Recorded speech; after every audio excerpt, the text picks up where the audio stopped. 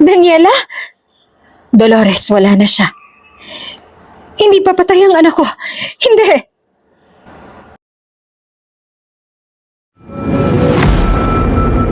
Kung bago ka pa lang sa channel na ito, Ate Jane TV, huwag kalimutang pindutin ang notification bell and subscribe button.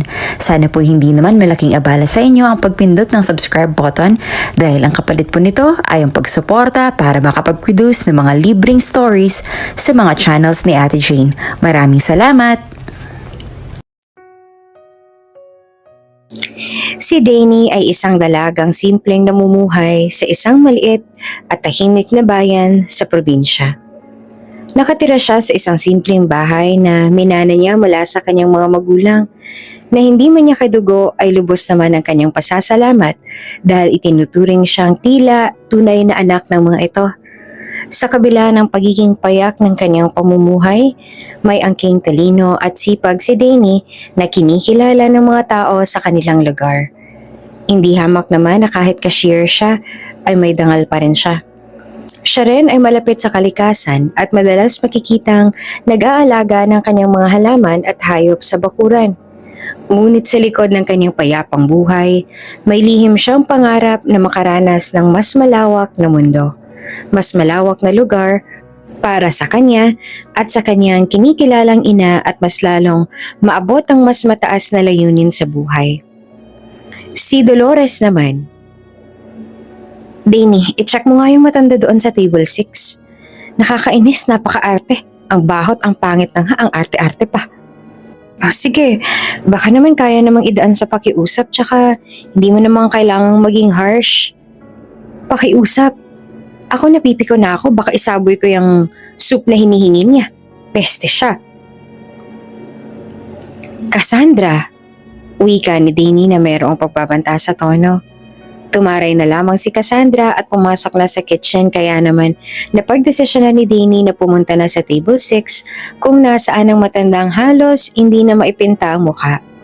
Wala doon ang damit nito sa ayos at ang malapit na table sa kanya ay nakatakip na ang ilong. Hindi naman siya ganong katanda dahil siguro sa suot nito kaya ganoon na lamang ang tingin ng tao sa kanya. Kakalapit pa lamang ni Danny sa matanda ay bigla na ito nagsalita. Oh, bakit? Babagsakan mo din ba ako ng menu? Po, hindi. Napaangat naman ng tingin ng matanda kay Danny. Anak. Po? Anak ko? Malakas sa sigaw ng matanda at agad na mahigpit na niyakap si Danny na pumukaw ng atensyon ng mga kumakain. Si Danny, tulungan niyo. Hinaharas siya. Malakas sa sabi ni Cassandra kaya maraming nagpanik sa isiping may sayad si Dolores. Ay, hindi niyo po ako anak. Danny po. Danny po ang pangalan ko. Ma'am, hindi ka po pwedeng magskandalo dito. Biglang pagsingit ni Cassandra sa pagitan ni Danny at ng matanda. Mabuti na lamang at marami ang staff kaya marami rin ang nagpalayo sa kanila. Hindi, okay lang ako, Cass. Okay lang ako, hayaan mo na. Bakit niyo ba ako nilalayo sa anak ko? Hindi ako baliw. Anak ko siya. Galit na sigaw naman ni Dolores. Pilit na pinapakalma ni Danny ang matanda. Tinangaan niya pa si Cassandra at ang ibang staff para sabihing okay lamang siya. Dahil tingin ni Danny, naguguluhan ng matanda kaya nagkakaganon. Si Dolores ay isang mayamang babae na nakatira sa isang malaki at marangyang mansyon sa gitna ng lungsod. Sa kabila ng kanyang yaman at karangyaan, siya ay kilala bilang isang mapagmahal at maalagang ina sa kanyang nag-iisang anak na si Daniela. Si Daniela ang pinakamalaking kayamanan ni Dolores. Ngunit ang masayang buhay nila ay biglang nagbago nang mawala si Daniela sa hindi maipaliwanag na pangyayari. 12 taong gulang pa lamang si Daniela nang siya ay biglang nawala. At simula noon, hindi na nagawang pumalik ni Dolores sa dati niyang masiglang pamumuhay. Ang pagkawala ni Daniela ay nagdulot ng matinding depresyon kay Dolores. Nakalaunan ay nauwi sa isang mental breakdown.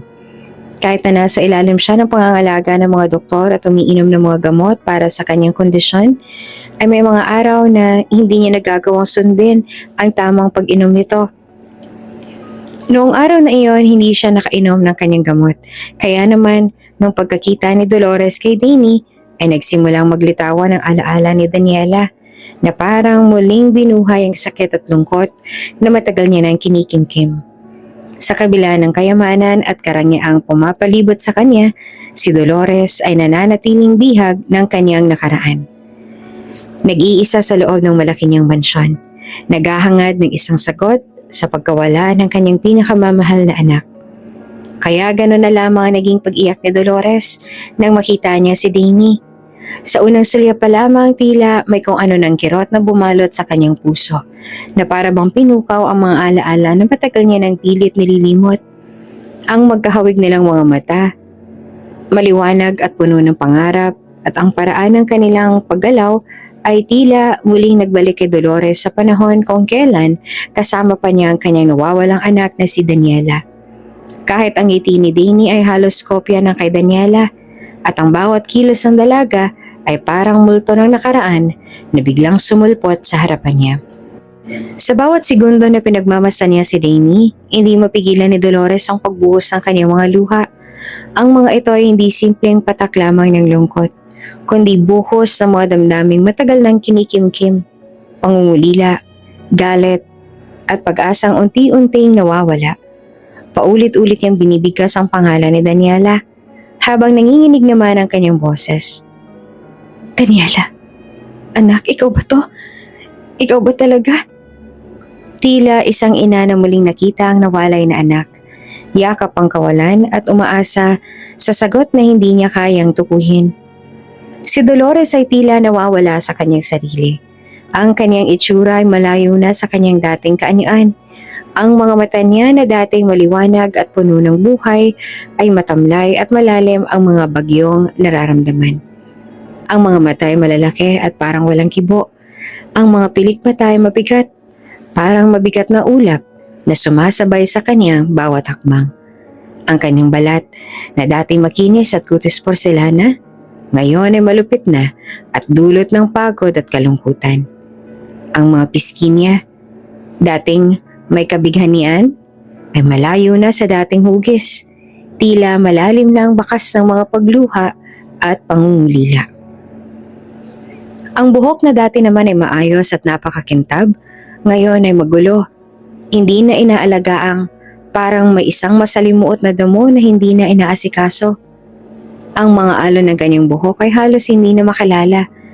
May mga buhol at magulong mga hibla na humahalo sa hangin na tila nag-aalumpihit ng kanyang isipan. Ang kanyang pananamit ay hindi na kasing elegante ng dati at maayos, kundi isang magulo at malungkot na peraso ng mga damit na tanging naligaw sa kanyang katawan. Sa bawat galaw niya, may kalungkutan na sumasabay sa kanyang paglakad. Parang mga paa na hindi alam kung saan patungo. Ang katawan ay tila walang lakas, humahapde at magaan. Hindi tulad ng dati na puno ng sigla at determinasyon. Sa kanyang itsura, makikita ang isang babaeng nawawala sa kanyang sarili. Nahulog sa isang madilim na dagat ng emosyon at walang kibo. Ngunit kasabay ng kanyang paghihinagpis ay ang mga alaala ng madilim na yugto ng kanyang buhay. Ang mga araw na pilit niyang hinahanap si Daniela. Ang mga gabing nagigising siya sa kanyang mga panaginip na tila naririnig ang tinig ng anak. Bumalik sa kanya ang kirot ng kawalang kasiguraduhan, ang mga tanong na hindi nasagot, at ang pagkabagabag na palagi niyang nadarama. Habang patuloy silang umiiyak, hindi makatingin ng diretso si Danny. Bagamat naman niyang bigat ang nararamdaman ni Dolores. Hindi po kasi Daniela. Mahina ang sambit ni Danny. Ngunit tila hindi iyon narinig ni Dolores na mistulang nasa ibang mundo. Sa kanyang isipan, si Danny ay si Daniela, na ang anak na kinuha sa kanya ng panahon. At ngayon, narito siya, parang regalo ng tadhana. Matapos ang eksena, naging tila normal si Dolores. Walang maalala sa nangyari.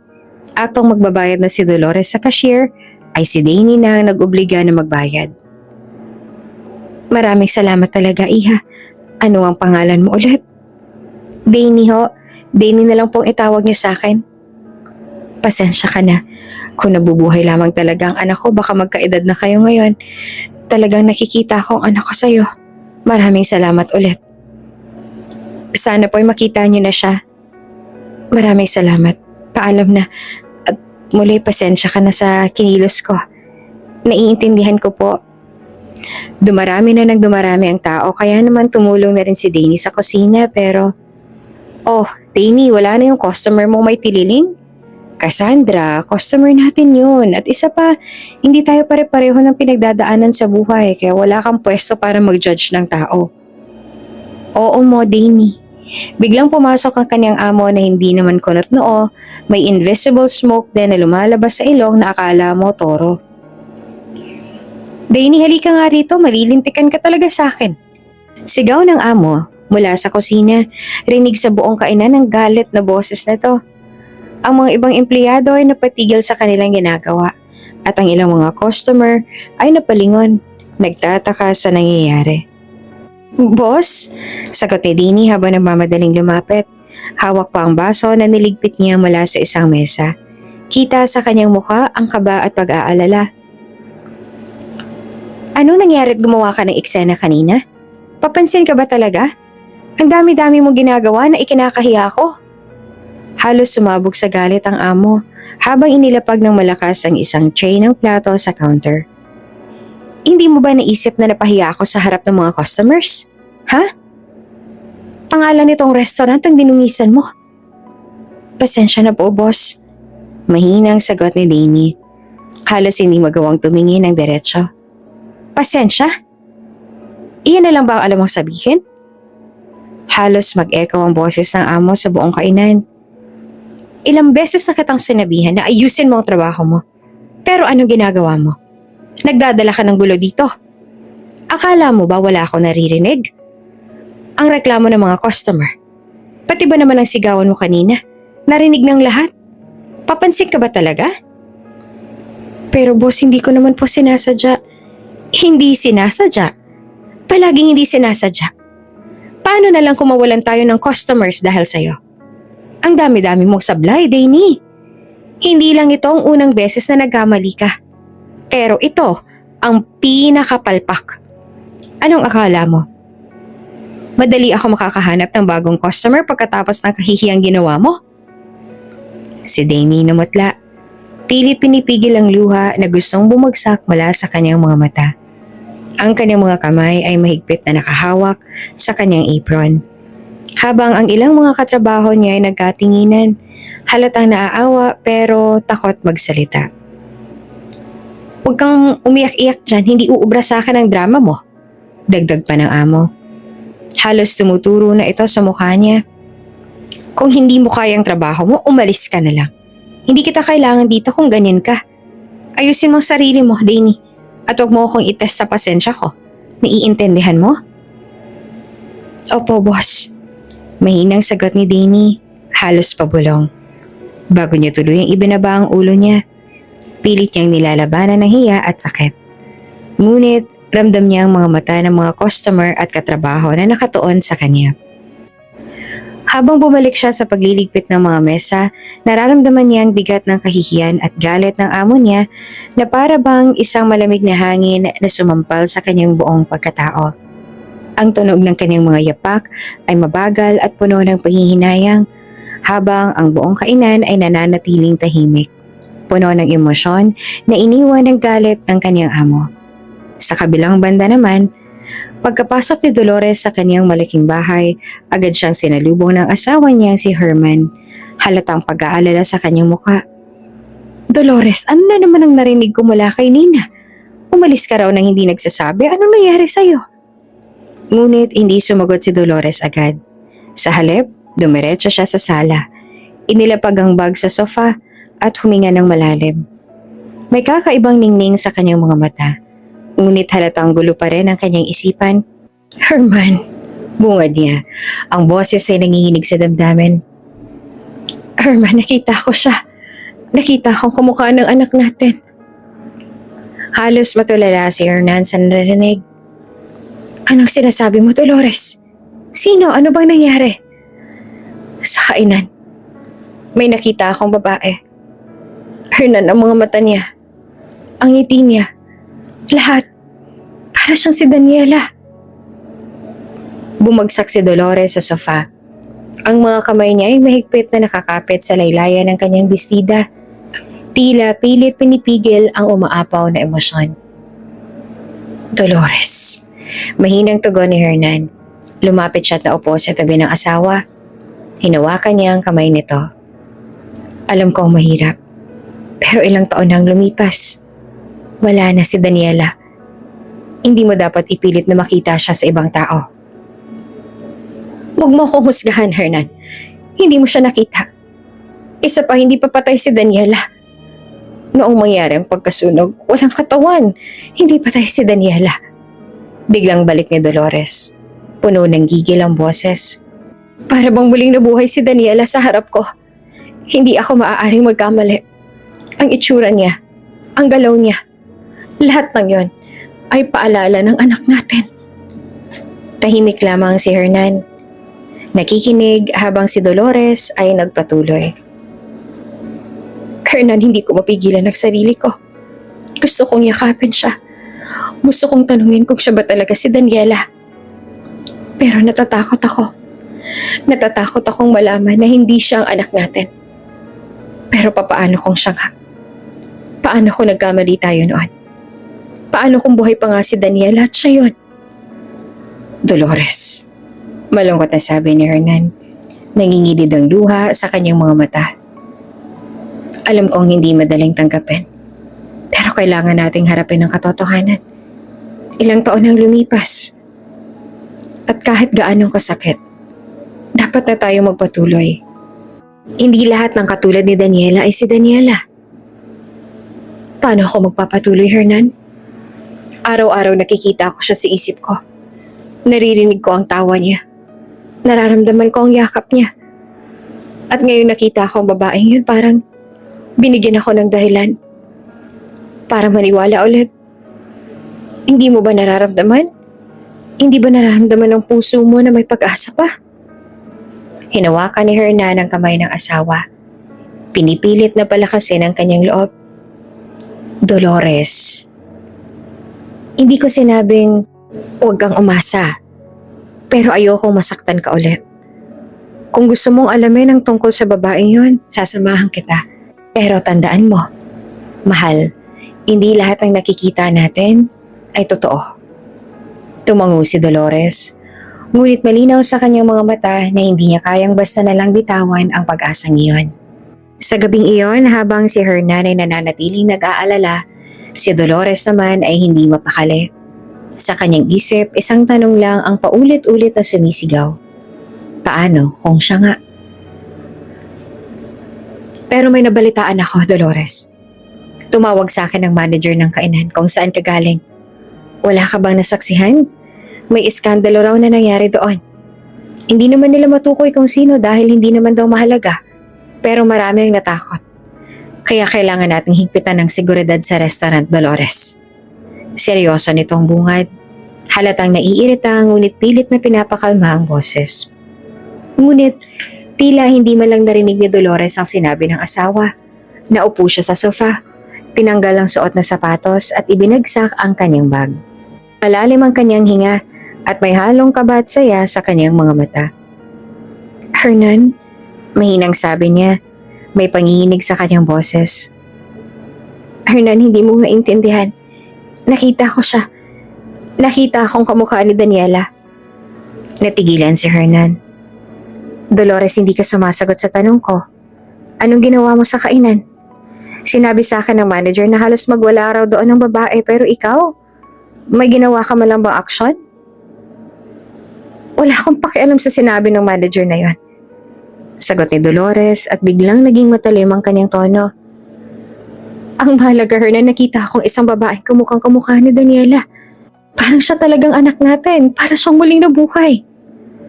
Dolores, hindi mo pwedeng baliwalain ang gulo na nangyari doon, lalo na sa restaurant natin yun. Seryoso ang sabi ni Hernan habang umupo sa tapat niya. Paano kung malaman ng ibang tao ang nangyari? Alam mo ba kung gano'ng kahalaga ang reputasyon natin? Hindi tayo pwedeng maging laman ng chismis lalo na't... Reputasyon? Eskandalo. Sumingit si Dolores. Ang boses ay tumataas. Yan lang bang iniintindi mo, Hernan? Ang sinasabi ng ibang tao? Hindi mo ba naiintindihan kung anong nararamdaman ko? Para ako nabigyan ng bagong pag-asa. Para akong muling binuhay sa pagkakakita sa babaeng yun. Napabuntong hininga si Hernan. Pilit na pinipigilan ang sarili. Dolores, alam kong mahirap para sa'yo. Pero diba ilang taon na ngang lumipas, si Daniela ay wala kang karapatang sabihin na tapos na to, Hernan. Mariing sagot ni Dolores. Tumayo pa mula sa pagkakaupo. Hindi mo siya nakita. Ang kanyang mga mata, ang kanyang mga ngiti, parang sinasabi nilang siyang anak natin. Paano kung siya nga? Paano kung nagkamali tayo? Paano kung hindi siya nawala tulad ng iniisip natin? Dolores, malumanay na sabi ni Hernan. Tumayo rin upang hawakan ang mga balikat ng asawa. Alam kong masakit pa rin para sa'yo. Pero baka mali ka lang nang nakita. Ayokong umasa ka sa bagay na maaaring hindi totoo. Huwag mong hayaan na ito muling sirain ka. Hindi mo naiintindihan, Hernan. Nangingilid na ang luha ni Dolores. Pinakawalan ng balikat niya mula sa pagkakahawak ng asawa. Para bang ang mundo ko may sinasabi na hindi pa tapos ang lahat. Na may dahilan kung bakit ko siya nakitang muli. Hindi ko hahayaan na mabura ang pag-asang yun. Tahimik na napatingin sa Hernan sa kanya. Halatang nag-aalala ngunit walang magawa. Alam niyang kahit anong sabihin niya, si Dolores ay mananatiling nakapikit sa maliit na pag-asang iyon. Sa kabila ng gulo sa kanilang buhay, ang babaeng nakita ni Dolores ay tila naging bagong liwanag na kumakapit sa kanyang madilim na mundo. Dolores, wika ni Hernan, halos hindi makapaniwala. Lumabas kang ganyan ang itsura mo. Buti hindi natakot sa iyong bata. Napahinto si Dolores. Napakurap sa sinabi ng asawa. Napayuko siya sandali. Ngunit hindi nagtagal ay ngumiti siya ng bahagya. Tila wala sa sariling tinanggal ang suklay mula sa bag. Hindi siya natakot sa akin, Hernan. Alam mo kung bakit? Tumingin siya ng diretso sa asawa, puno ng damdamin ng kanyang mga mata. Dahil mabuti siyang tao. Napakabuti ng ugali ng batang yon. Mabuti. Hindi ko alam kung paano niya nagawang hindi lumayo sa'yo. Sa ayos mong yan. Balik ni Hernan, kunwaring pabiro. Ngunit halata nagtataka na sa sinabi ni Dolores. Sino bang tinutukoy mo? Hindi ka nakikinig. Siya ang kamukha ni Daniela. Sagot ni Dolores. Hindi pinansin ang komentaryo ng asawa. Lumapit siya kay Hernan. Hawak pa rin ang suklay sa kanyang kamay. Hernan, kung nakita mo lang siya, para siyang anghel. Sa kabila ng itsura ko, ng gulo ko, hindi siya nagalit. Hindi niya ako tinulak palayo. Sa halip ay kinausap niya ako ng maayos. Parang siya talagang anak natin, Hernan. Para siyang si Daniela. Hernan, nararamdaman ko Dolores, mahinang sambit na Hernan, iniling ang ulo. Mukhang masyado ka nagpapadala sa emosyon mo. Hindi dahil mabait ang batang yon ay siya na agad ang hanahanap mo. Baka gusto ka lang niyang pagbigyan dahil naaawa siya. Hindi, Hernan. Hindi iyan awa. Mabilis na sagot ni Dolores. Nararamdaman ko, hindi mo ba talaga ako naiintindihan? Sa tagal ng panahon, ngayon lang ulit ako nakaramdam ng koneksyon na ganito. Napakaganda ng ngiti niya. Ang mga mata niya punong-puno ng awa at kabutihan. Ganoon din ang ngiti ni Daniela. Ganoon. Napabuntong hininga sa Hernan. Hindi niya alam kung paanong sasagutin ng asawa. Pero paano kung nagkakamali ka lang, Dolores? Ano kung hindi siya si Daniela? Hindi ka ba napapagod kakahanap sa anak natin? Ayaw mo bang patahimikin ang kaluluwa ng anak natin? Hernan, ilang beses ko bang sasabihin na hindi patay ang anak natin? Isa pa, hindi yan mahalaga, Hernan. Sagot ni Dolores. Mas seryoso na ngayon. Kung siya man si Daniela o hindi, ang mahalaga ay pinaramdam niya sa akin na may natitira pang liwanag sa mundong ito. At yun ang kailangan ko ngayon. Tahimik si Hernan habang si Dolores ay nagsimulang magsuklay ng kanyang buhok. Sa Sa kanyang isipan, alam niyang mahirap pigilan si Dolores sa bagay na ito. Lalo pat nakita nito ay naging sandigan sa patuloy sa pagharap sa sakit ng kanilang nakaraan. Isang umaga, habang malinaw ang isip ni Dolores matapos uminom ng gamot, nagpasya siyang bumalik sa kainan kung saan nakita niyang babaeng kamukha ni Daniela. Tumayo siya ng maaga at nagbihis ng maayos. Mas maliwanag ang itsura kaysa noong araw na yon na tila wala siya sa sarili. Pagkarating niya sa resto, hinanap niya agad ang manager. Muli niyang binanggit ang tungkol sa babaeng kanyang nakita. Ngunit tila natatakot na magbigay ng impormasyon ang mga tauhan doon. Ma'am, pasensya na po pero hindi po namin pwedeng ibigay ang mga detalye ng mga empleyado namin. Sino po ba kayo? Maingat na sabi ng manager. Nagpumilit si Dolores pero hindi siya nagtagumpay. Sa kanyang pagkabigo, umuwi siya ng kanilang bahay na may halong lungkot at pag-aalala. Sa kanyang isip, naroon pa rin ang malinaw na larawan ng babae. Ang mga mata, ang ngiti at ang marka sa kamay na tila konektado kay Daniela.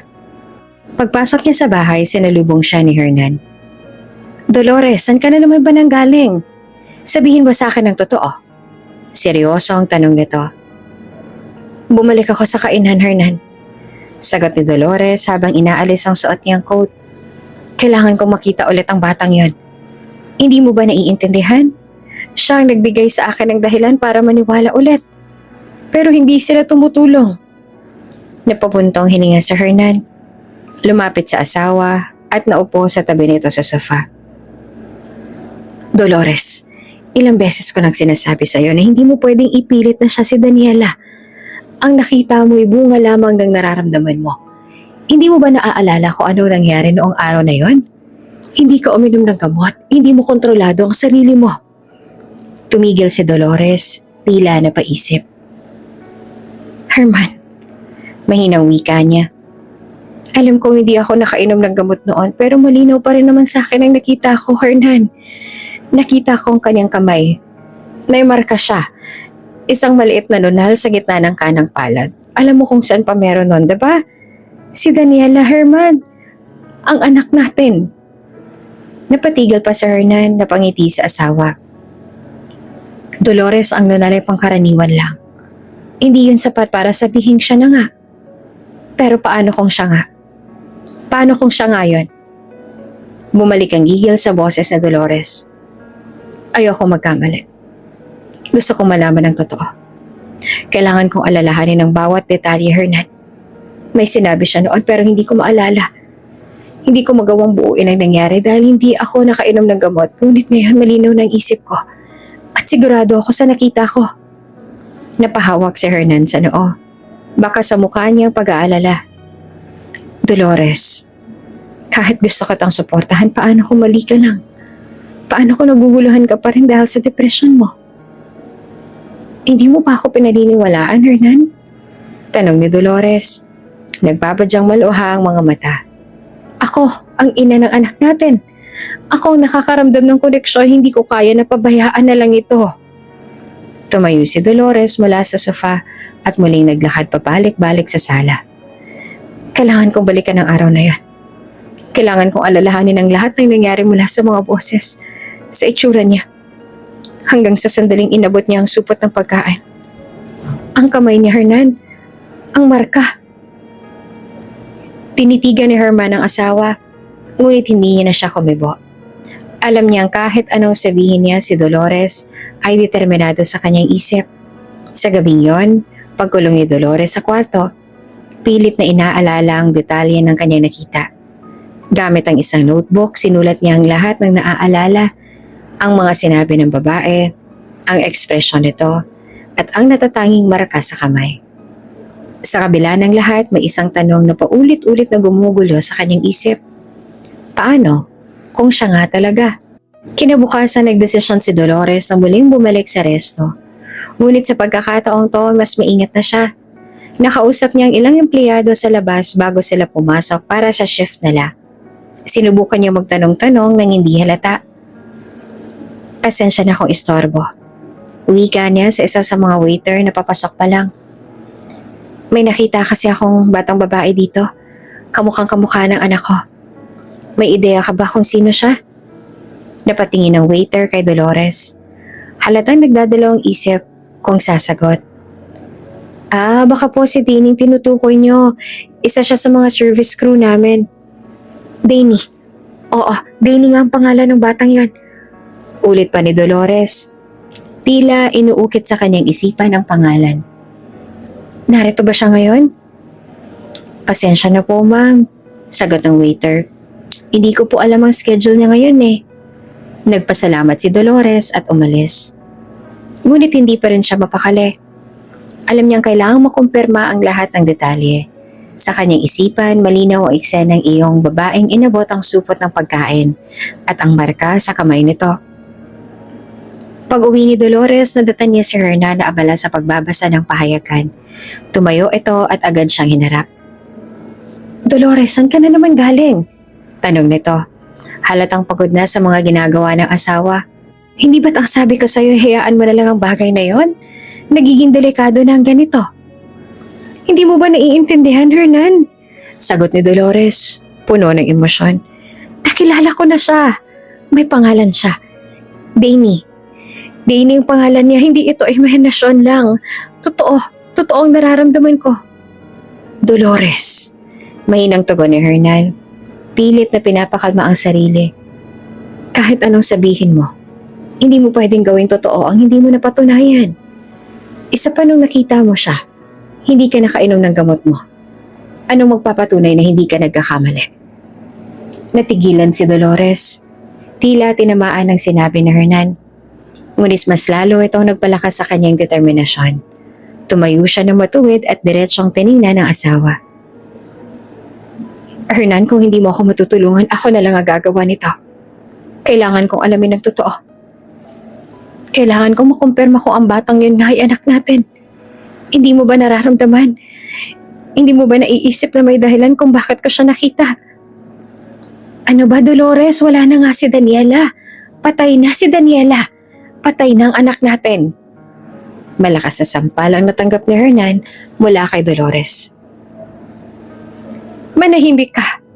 Kung hindi dahil sa kapabayaan mo, hindi sana mawawala si Daniela. Kasama ko dapat siya. Masaya sana ako. Hindi sana ako nagmumukhang tanga ngayon. Tahimik si Hernan. Alatang hindi alam kung anong sasabihin. Sa loob-loob niya, mahal na mahal niya si Dolores. Ngunit natatakot siyang masaktan nito. Lalo na kung ang lahat ng ito ay maling akala lamang. Sa sumunod na araw, tuluyang sinubaybayan ni Dolores ang resto. Nakita niya si Danny isang gabi. Habang nag-aayos ito ng mga upuan, bago magsimula ang shift. Agad siyang lumapit at tinanong ang dalaga. Excuse me, Iha? Mahinang sabi ni Dolores. Pilit na pinapakalma ang sarili. Pwede ba katang makausap? Napatingin si Danny sa kanya halatang nagtataka. Opo ma'am, ano po yun? Pinagmasta ni Dolores ang dalaga. Tila mas lalo niyang napatunayan na kamukhang kamukha nga ito ni Daniela. Ngunit kailangan niyang makasiguro. Iha, pwede ko bang makita ang kamay mo? Tanong ni Dolores. Nanginginig ang boses. Nay, yung nakaraan sa resto, ang ayos na po ng itsura ninyo. Oo, ako nga. Nagulat si Danny, ngunit hindi siya tumanggi. Dahan-dahan niyang inabot ang kanyang kamay. Agad namang napansin ni Dolores ang maliit na nunal sa gitna ng palad ng dalaga. Napatakip siya ng bibig. Pinipigilan ng luha na gustong umagos. Diyos ko, bulong niya. Iyan nga ang marka ng anak ko. Napatitig si Danny sa kanya, halatang naguguluhan. Ma'am, ano pong ibig niyong sabihin? Anak ninyo? Anong galing ang marka na yan sa kamay mo? Ito po ba? Nung bata po kasi ako, ang sabi ng nanay ko, nalaglag daw ako sa puno habang inaabot ang santol. Kaya ito po, may namuong dugo at nagsilbing mukhang nunal. Nanay? Opo, may nanay pa po ako. Pero bakit po ba kayo nandito? Saglit, anong pangalan ng nanay mo? Jilan po. Hindi. Bakit po? Ngunit bago pa maipaliwanag ni Dolores ang lahat, tinawag si Danny ng isa pang empleyado upang magtrabaho na. Naiwan si Dolores na tuliro. Ngunit, mas lalo siyang napuno ng pag-asa. Pag-uwi ni Dolores, dali-dali niyang hinanap si Hernan. Hernan! Tawag niya habang pumapasok sa bahay. Dolores, ano na naman ba? Tanong ni Hernan. Tumayo mula sa kanyang kinauupuan. Hernan, nakita ko na siya ulit. Nakita ko ang kamay niya. May nunal siya sa palad, Hernan. Parehong-pareho na kay Daniela pero familiar ang pangalan na Jillian. Jillian? Oo, Hernan. May kilala ka bang Jillian? Wala akong maalala. Ngunit imbes na sumang-ayon ay napailing naman si Hernan. Dolores, hindi sapat ang nunal para sabihin siya si Daniela. Maraming tao ang may nunal sa palad. Hindi mo pwedeng gawing ebidensya lang yan. Pero Hernan, paano kung totoo? Paano kung siya talaga si Daniela? Sagot pa ni Dolores. Halos magmakaawa. Hernan, tulungan mo ako malaman ng totoo. Kung ayaw mo, ako na lang ang gagawa nito. Hindi nakaimik si Hernan, ngunit halata ang pag-aalala sa kanyang mukha. Alam niyang hindi matatahimik si Dolores hanggat hindi nito nalalaman ang katotohanan. Sa mismong araw na yon, habang abala si Danny sa kanyang mga gawain sa resto, biglang tinawag siya ng manager sa opisina nito. Halata sa boses nito ang galit at inis, na para bang isang malaking kasalanan na naman ang nagawa niya. Mukhang babalatan ka na naman ng buhay ni boss ha. Wika ni Cassandra na tumatawa at tila na-enjoy pa ang nangyayari. Nakakatawa, Cassandra. Kwento mo sa pagong. Malakas na tumawa lamang si Cassandra. 3 katok ang ginawa ni Danny sa opisina ng kanyang amo. Danny, halika rito. Matalim na tawag ng manager. Mabilis na tumalima si Danny. Dalang kaba sa dibdib pagpasok niya sa opisina, nakita niya ang manager na nakaupo sa swivel chair nito. Ang mga braso ay nakapulupot sa dibdib at ang mukha ay puno ng galit. Ano na naman ang ginawa mo, ha? Bakit mo hinayaang pumasok ulit yung matandang yun? Bungad ng manager, ang boses ay puno ng paninisi. Ma'am, hindi ko po alam na siya ulit yun. Maayos po ang bihis niya ngayon at mukhang sinubukang magpaliwanag ni Danny. Ngunit pinutol siya ng manager. Maayos? Maayos!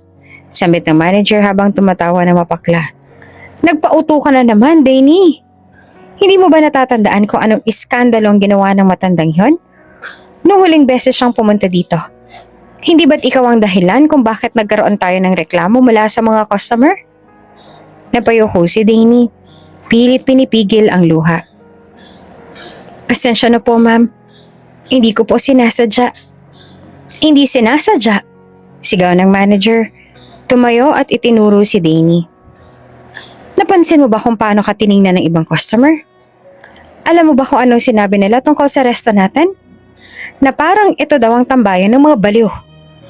Paano na ang reputasyon natin? Habang patuloy na nagagalaiti ang manager, bumalik sa kanyang ala-alang eksena noong huling beses na pumunta si Dolores sa resto. Noong araw ding iyon, si Dolores ay wala nang sa tamang katinuan. Ang kanyang buhok ay magulo. Ang kanyang damit ay tila hindi na nilabahan ng ilang linggo. At ang kanyang kilos ay para bang naguguluhan. Nagdulot ito ng takot at pagkalito sa ibang customer. Lalo na't nagsimula siya magtanong ng paulit-ulit kay Danny at sa ibang staff tungkol sa kung nasaan ang anak niya. Natatandaan mo ba kung paano siya sumigaw noon? Muling tanong ng manager, hindi na makapagpigil sa inis. Nagsisigaw siya sa harap ng lahat. Sinabi niyang ikaw daw ang anak niya. At ikaw naman, mukhang nalito rin. Danny, napakamangmang mo. Hinayaan mong palakihin ang eksenang yon. Pero ma'am, mahinang sagot ni Danny. Pilit ipinagtatanggol ang sarili. Hindi ko naman po sinasadya. Nagulat din po ako sa sinabi niya.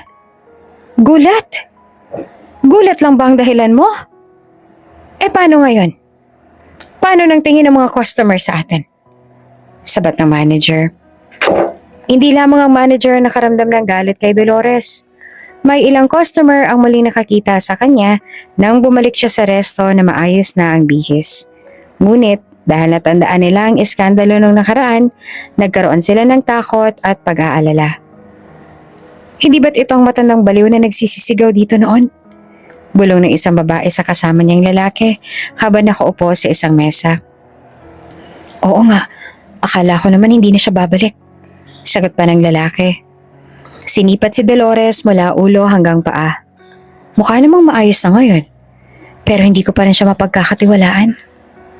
Ang mga bulungan na tanong ay umabot sa manager. Dahilan upang lalo itong magalit kay Dini. Dahil sa inyo, hindi ko na alam kung paano natin maibabalik ang tiwala ng mga customer sa atin, sabi ng manager. Baka sa susunod tuluyan ng umiwas ang mga tao sa resto natin. Habang patuloy ang pagtirada ng manager, nananatiling nakatayo si Dini. Tahimik at pilit na iniintindi ang mga sinasabi nito. Alam niyang kahit ano pang paliwanag ang ibigay niya, hindi siya pakikinggan. Sa kabila ng lahat, may bahagi sa kanyang isip na naguguluhan pa rin tungkol kay Dolores. May kakaibang nararamdaman si Dini tuwing iniisip niya ang mga sinabi ng matanda. Bagamat mukhang baliw ang mga sinasabi nito, parang may bahaging nagtataka sa kanya kung bakit gano'n na lang ang pagtingin ni Dolores sa kanya. Nang matapos ang sermon ng manager, lumabas si Dini sa opisina na tila binagsakan ng mundo. Ngunit sa kabila ng lungkot at pagod, hindi niya maiwasang maalala ang eksena noong araw na nakita niya si Dolores, ang luha sa mga mata nito, ang sinseridad ng boses, at ang tila hindi matatawarang emosyon ng isang inang naghahanap ng nawawalang anak. Sa kabila ng lahat, patuloy ang determinasyon ni Dolores. Alam niyang hindi siya pwedeng sumuko, kung kaya't kahit may maraming tao ang tumitingin sa kanya ng masama, nagdesisyon siyang muling bumalik upang kumpirma ang kanyang mga hinala. Sa oras na ito, dinala niya ang ilang larawan ni Daniela noong bata pa ito. Hawak niya ito habang nakaupo sa isang mesa. Hinihintay ang tamang pagkakataon na makausap muli si Dani. Sa isip ni Dolores, kailangan niyang tiyakin kung ang babaeng yon ay ang nawawala niyang anak.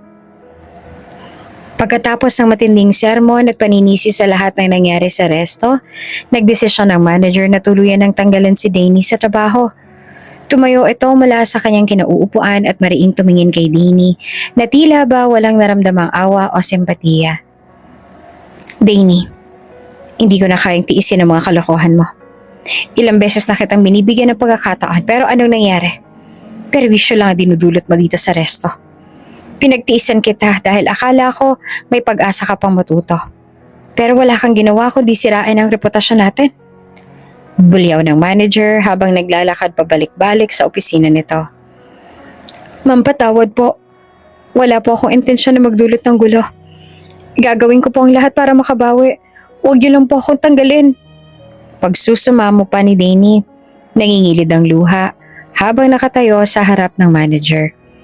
Hindi siya pinakinggan ng manager, bagkos iniabot nito ang kanyang final pay envelope at binigkas ang mga salitang bumura sa lahat ng pag-asa ni Dani.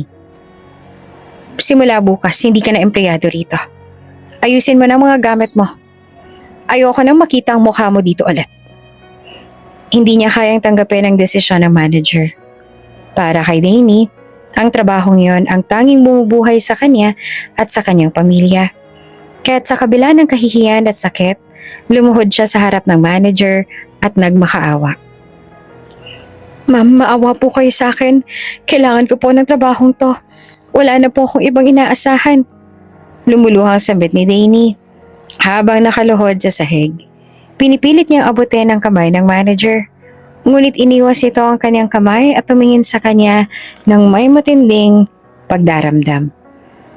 Bakit? Ano pa bang magagawa mo? Ang dami kong inintindi dahil sa'yo.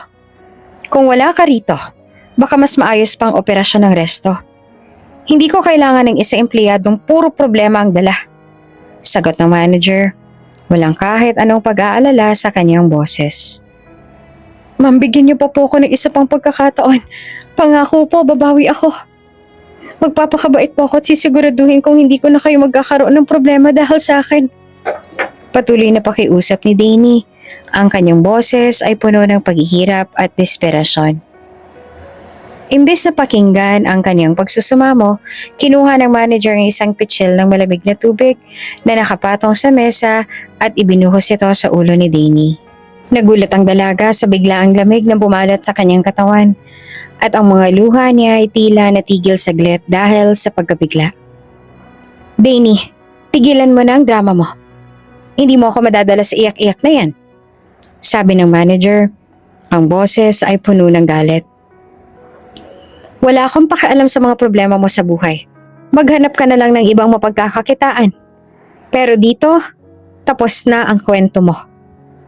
Iwiniwan ng manager si Danny sa opisina, basang-basa at nangihina. Tumayo siya ng dahan-dahan. Ang kanyang katawan ay nanginginig sa lamig at kahihiyan. Ramdam niya ang bigat ng bawat takbang palabas ng opisina. Habang binabaybay niya ang daan patungo sa locker area, naririnig niya ang bulungan ng kanyang mga kasamahan. Tinanggal na pala siya? Tanong ng isang empleyado. Buti nga, ang dami-daming gulo ng dalang babaeng yan. Sagot ng isa pa. Umuwi si Danny ng pasanang bigat ng mundo. Hindi niya na naisip pang magpalit ng basang uniforme at naglakad ng walang pakialam sa mga taong nakatingin sa kanya.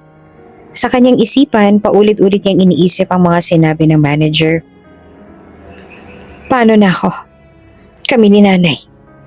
Tanong niya sa sarili habang pinipigilan ng mga luhang muling pumatak.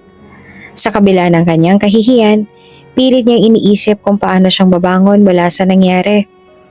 Sa bawat takbang pauwi, naaalala niyang mga salita ni Dolores noong nakaraang araw.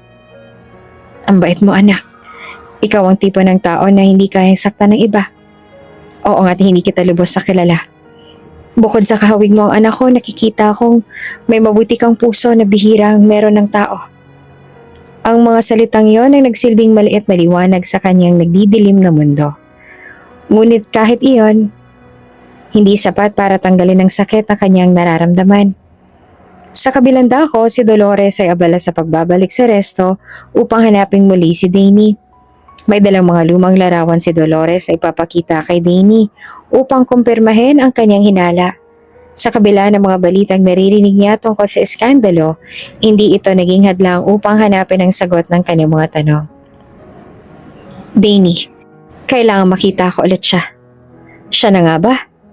Paulit-ulit na bulong ni Dolores sa sarili habang nakatingin sa larawan ng kanyang anak.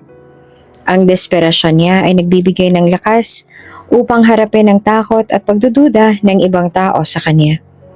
Habang papalapit siya sa resto, hindi niya na alam na ang taong nais niya palang kausapin ay nawalan na ng trabaho. Maagang dumating si Dolores sa resto. Mas maayos ang kanyang anyo ngayong araw dahil nakainom siya ng gamot. Nakasuot siya ng simpleng blusa at palda. May kaunting pulbo sa mukha at nakapusod ang buhok. Bagamat bakas pa rin ang lukot sa kanyang mga mata, determinado siyang hanapin si Danny.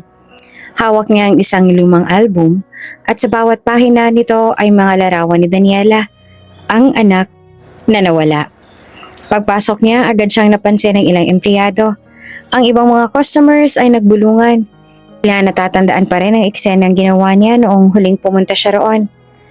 Siya na naman, bulong ng isang waitress. Diba ito yung gumawa ng gulo nun? Sagot ng kasamahan nito, sabay tingin kay Dolores. Hindi alintana ni Dolores ang mga bulungan. Agad siyang nagtungo sa counter at tinanong ang cashier. Nasaan si Danny? Kailangan ko siya makausap. Mahinahon niyang tanong, ngunit bakas ang pag-aalala sa kanyang tinig. Nagkatinginan ang mga empleyado at halatang nag-aalangan kung sasagutin ba ang tanong niya o hindi. Sa wakas, lumapit ang manager. May bakas ng inis sa mukha. Ma'am, wala na po si Danny dito, tinanggal na namin siya. Malamig na sabi nito. Tinanggal? Bakit? Anong nangyari? Tanong ni Dolores, naguguluhan at tila may halong takot. Ano pa nga ba? Puro gulong idinulot niya dito. Hindi namin kailangan ng empleyadong tulad niya. Sagot pa ng manager. Hindi naman makapaniwala si Dolores. Ano? Hindi pwede. Kailangan makausap ko siya. Nasaan siya ngayon? Tanong niya. Halos mabaliw sa pagkabigo. Ma'am, hindi na po namin alam kung saan siya pumunta. Pero mas mabuti siguro kung tigilan niyo na po ang pag-abala rito. Puro problema lang na dadala niyo sa resto. Malamig na sagot ng manager bago ito tumalikod at iniwan si Dolores sa harap ng counter. Hindi niya alintana ang kahihiyan. Lumabas siya ng resto at naglakad sa paligid. Umaasang makita si Danny. Lumapit siya sa isang tambayan ng mga tricycle drivers at nagtanong. Alam niyo ba kung saan nakatira si Danny? Siya yung nagtrabaho sa resto dyan. Nagkatinginan ng mga driver. Isa sa kanila ang sumagot. Ah, si Danny, parang nakita ko siyang pauwi kanina. Umiiyak, hindi ko lang alam kung bakit. Agad na nagtungo si Dolores sa direksyon na itinuro ng driver. Habang naglalakad, paulit-ulit niyang iniisip ang mukha ni Danny noong una niya ito nakita. Ang mga mata, ang ngiti at ang maliit na nunal sa kanang bahagi ng kanyang panga. Lahat ng ito ay nagpapaalala kay Daniela. Sa wakas narating niya ang maliit na eskinita kung saan sinabi ng mga tricycle driver na nakita si Danny. Tinapik niya ang balikat ng isang allen na nagwawalis sa tapat ng bahay nito. Excuse me po, dito po ba nakatira si Danny? Tanong niya, halos humihingal sa pagod. Tumingin ang allen sa kanya at tumango. Oo, pero mukhang umiiyak siya kanina. Ano po bang kailangan niya sa kanya? Tanong nito. Kailangan ko siyang makausap. Importante ito. Sagot pa ni Dolores. Pilit na pinapakalma ang sarili. Kumatok si Dolores sa pintuan ng maliit na bahay ni Danny. Ilang saglit bago ito bumukas at tumambad sa kanya si Danny. Namumugto ang mga mata sa kaiiyak. Nananatili itong tahimik. Halatang nagulat sa biglang pagdating ng matanda. Danny, mahinang sabi ni Dolores. Hawak-hawak ang album sa kanyang mga kamay. Kailangan kitang makausap. Ano pong kailangan ninyo? Tanong ni Danny. Halatang pag-aalinlangan sa kanyang boses. May kailangan ako malaman tungkol sa'yo, sabi ni Dolores. Nanginginig ang mga kamay habang iniaabot ang album kay Danny. May isang bagay akong gustong makita. Pakiusap, huwag kang magagalit. Nagkatinginan silang dalawa. Parehong hindi alam kung ano ang susunod na mangyayari. Habang tinitignan ni Danny ang mga larawan, tahimik si Dolores ngunit bumalik sa kanya ang mga alaala ng anak. Naaalala niya kung paano siyang nagising isang araw na wala na si Daniela, kung paano siya halos mabaliw sa kakahanap sa anak na hindi na bumalik. At ngayon, ang mukha ni Danny ang tila nagbibigay sa kanya ng panibagong pag-asa. Ito, sabi ni Dolores. Itinuro ang isang larawan kung saan nakikita ang kamay ng anak niyang may maliit na peklat sa pulso. May ganito ka rin ba, anak? May marka ka ba sa pulso mo? Napatingin si Danny sa kanyang kamay at parang may isang bahagi ng kanyang pagkatao ang naantig. Paano niyo po nalaman? Mahina niyang tanong. Nagkatinginan sila. At sa sandaling yon, tila may nagbukas sa pinto sa nakaraan. Ngunit hindi pa rin sigurado si Dolores. Kailangan pa niya ng sagot. Kailangan niyang malaman ang totoo. Matapos ang masalimot na pag-alis mula sa resto, napagtanto ni Danny na wala nang natirang pook para sa kanya sa lungsod. Ang mga mata ng mga tao, ang mga bulungan sa bawat kanto, at ang mga tanong na hindi niya kayang sagutin lahat ay naging pahirap sa kanya. Pakiramdam niya ay napagod na siya sa pakikisalamuha at wala siyang iba nagawa kundi ang magtago at maghanap ng bagong simula. Sa gabi ng kanyang pag-uwi, nakatambad sa kanya ang magulong kalagayan ng kanilang bahay. Walang kuryente, walang maayos sa pagkain, at ang kanyang kinikilalang ina ay nananabik na makita siya at magtanong kung bakit siya nawawala. Ngunit hindi niya kayang harapin ang mga tanong na iyon. Hindi siya handang sagutin kung anong nangyari. Ma, kailangan kong maghanap ng ibang trabaho. Aniya sa kanyang ina. Hindi ko na kayang manatili rito. Hindi na nagsalita ang kanyang ina. Bagkos ay naglakad lamang ito patungo sa kusina at nagbigay ng maliit na pagkain sa kanya. Ang matandang ina, na bagamat nag-aalala, ay tila naiintindihan ang kanyang anak. Basta, Ingat ka anak ha. Maghanap ka ng mapagkakakitaan. Sagot nito na may kalungkutan sa boses. Naglakad si Danny palabas ng kanilang bahay na may daladalang pangarap at malalim na pagdududa sa sarili. Hindi niya alam kung anong hinaharap ang naghihintay sa kanya. Ngunit tsak siya na hindi na siya muling babalik sa lugar kung saan siya pinahiya at itinakwil. Naisip niyang lumayo. Magtago muna sa ilalim ng radar ng mga mata ng mga tao sa lungsod. Naglakbay siya patungo sa isang malalayong probinsya kung saan ang buhay ay tila tahimik at walang mga mata na nagmamasid. Sa isang maliit na bayan sa tabi ng dagat, napagdesisyon na niyang maghanap ng trabaho sa isang maliit na kainan kung saan hindi siya kilala. Puno ng pangarap na magsimulang muli, hindi na nainisip ni Danny kung anong klaseng trabaho ang naghihintay sa kanya. Hindi niya alam kung anong mga tao ang makikilala niya sa probinsya. Ngunit ang mahalaga ay ang makapagtrabaho at makalimutan ang nakaraan. Pagdating niya sa maliit na bayan, napansin agad ni Danny ang kalmado at tahimik na kapaligiran. Ang mga kabahayan ay maliliit at may mga halaman sa paligid. Ang amoy ng dagat ay bumangon sa hangin. At sa bawat akbang, pakiramdam niya ay unti-unting nagiging magaan ang kanyang puso. Dahil sa hirap ng buhay sa lungsod, hindi na siya nagdalawang isip na mag-apply bilang waitstaff sa isang maliit na kainan na may tanawin ng dagat.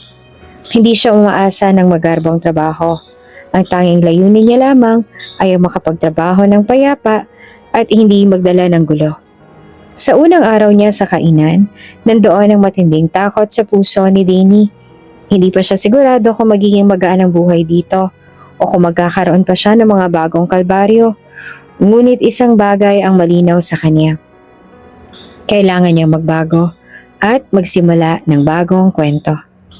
Habang tinuturuan siya ng isang matandang waitress na si Nanay Remedios, unti-unti niyang natutunan ng mga simpleng gawain sa kainan. Ang mga bago niyang kasama ay mababait at hindi siya tinanong tungkol sa kanyang nakaraan. Ang simpleng buhay ng bayan, ang bawat ngiti ng mga customer at ang mga nakaka-relax sa sandali sa tabi ng dagat ay nagbigay kay Danny ng bagong pag-asa. Kahit na mahirap pa rin ang buhay, natututunan niyang tanggapin na hindi lahat ng bagay ay makakamtan agad. Hindi niya alam kung paano magiging bukas ang kanyang buhay, ngunit natutunan niyang magtiwalang muli sa sarili. Si Danny ay nagsimula sa maliit na hakbang, pero ang kanyang mga mata ay puno ng bagong pangarap. Habang nagpapatuloy ang kanyang araw-araw na buhay, natutunan niyang tanggapin ang kanyang kahinaan at lakas. Minsan, iniisip niya ang nakaraan ng buhay sa resto, ang pagkakatalo, ang pagkabigo. Pero sa bawat araw na lumilipas, nadarama niyang unti-unti na siyang nakakabangon. At kahit maliit ang mga hakbang na ginagawa niya, sigurado siyang patungo siya sa tamang landas. Hindi pa rin niya nakakalimutan ang mga detalye ng mga araw na yon, ang pagkawala ng trabaho, ang mga saloobin na tila walang katapusan. Ngunit si Danny ngayon ay nagkakaroon ng bagong lakas. Ang lakas na hindi nakasalalay sa pera o katanyagan. Ang lakas na nagkagaling sa pagtanggap sa mga pagkatalo, sa pagharap sa mga hamon ng buhay at sa muling pagsisimula. Habang patuloy na naglalakad si Danny patungo sa bagong simula, hindi pa rin matanggap ni Dolores ang pagkawala ng batang nakatagpo ng kakayahan niyang magpatawad at magbigay ng pag-asa sa kanya. Sa tuwing naiisip niya si Danny, umaagos ang luha sa kanyang mga mata. Ngunit alam niyang hindi niya na mababawi ang mga pagkakamali. Nag-uumapaw ang kalungkutan sa puso ni Dolores at hindi matanggap ng kanyang asawa. Si Hernan ang nakitang kalagayan ng kanyang misis. Kahit pa hindi ito ipinaalam ni Dolores kay Hernan, hindi na rin siya nakapagtago ng lungkot sa kanyang asawa. Isang araw habang nag-uusap sila sa sala, napansin ni Hernan ang mga pahiwatig ng kalungkutan sa mga mata ni Dolores. Nais niyang malaman kung ano nagpapabigat sa puso nito, kaya't nagdesisyon siyang makipag-usap kay Dolores. Dolores, hindi ko na kayang makita kang ganyan. Ano bang nangyayari? Tanong ni Hernan na may kabuntot na alalahanin sa mga mata. Napabuntong hininga si Dolores at hindi na napigilan ang luha. Hernan, hindi ko kayang mawala siya. Si Danny, Hindi ko pa rin tanggap na hindi ko na siya nakikita. Hindi ko alam kung nasa na siya ngayon. Saka may mga bagay na hindi ko kayang kalimutan. Nakasama ko siya. At siya ay may hawig sa ating nawawalang anak. Sabi ni Dolores na may kabuntot na takot at kalungkutan sa kanyang tinig. Nakita ni Hernan ang hirap na dinadala ni Dolores. Nakita niyang hindi lang ito pagnanasa ng anak, kundi isang matinding pagkatalo sa puso ng kanyang asawa. Hindi nito kayang tanggapin na hindi na nila matutulungan si Danny. At higit sa lahat, ang sakit ng hindi na kayang baguhin ang mga pagkakamali. Nang makita ni Hernan ang kalagayan ng asawa, napagdesisyonan niyang magtulungan silang maghanap ng paraan para mabawi ang nangyaring pagkakamali sa resto. Nagplano siya ng isang mabilisang pagbisita sa resto. Isang hakbang na magpapakita ng pagsisisi at pagpapatawad. Hindi na siya maghihintay pa ng ibang pagkakataon, kundi ipapakita niya kay Dolores na mahal siya at hindi niya kayang makitang nagdurusa ang kanyang asawa. Pagdating nila sa resto, nagbigay ito ng matinding gulat sa lahat ng empleyado, lalo na sa manager na umalipusta kay Danny. Walang sinayang na oras si Hernan at agad nilang pinuntahan ng manager na naging sanhe ng pagkagalit ni Dolores. Lahat ng mga mata sa loob ng resto ay nakatutok sa kanilang pagpasok. Hindi nila inaasahan ang pagsuporta ng asawa ni Dolores sa kanyang misis. Asawa niyo, sir?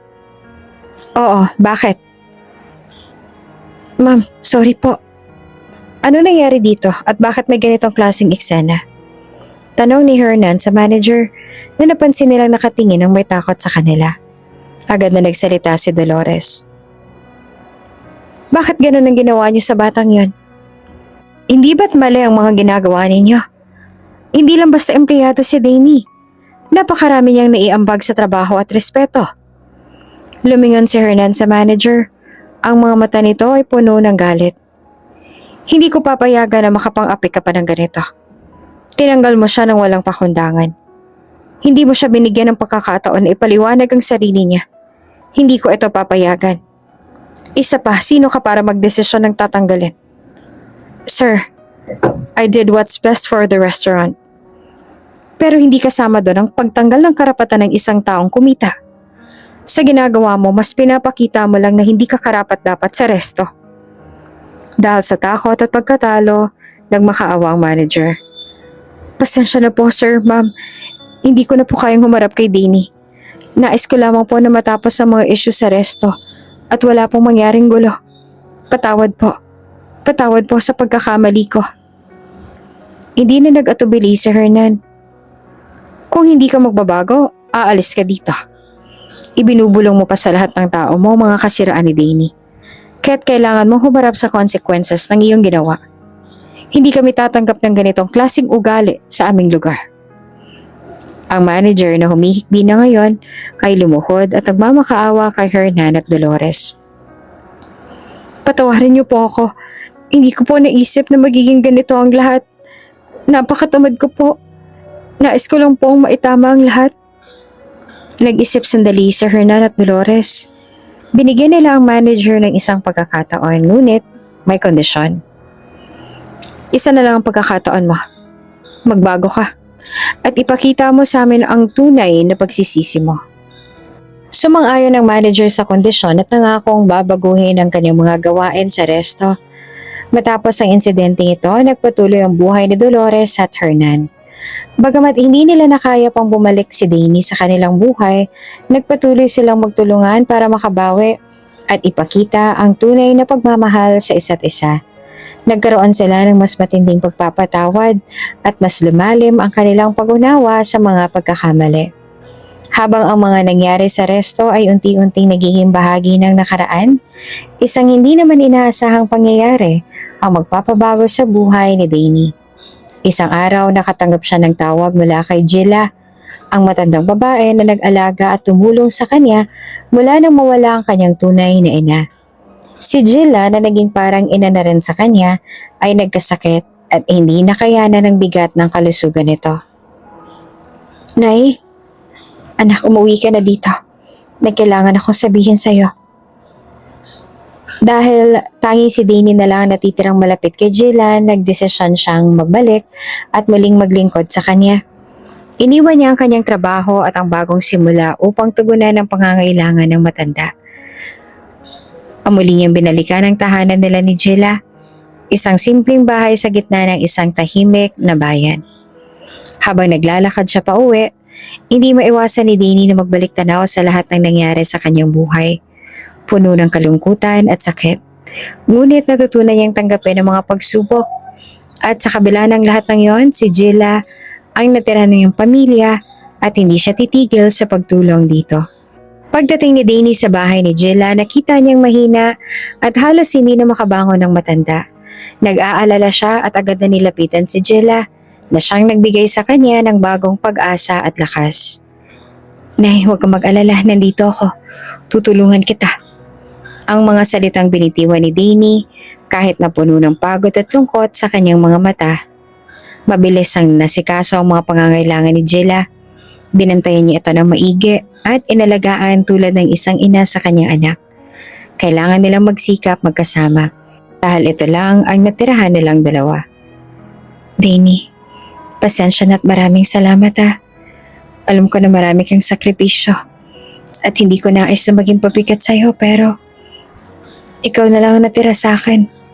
Wika ni Jilla, ang matandang tinuturing niyang tunay na ina.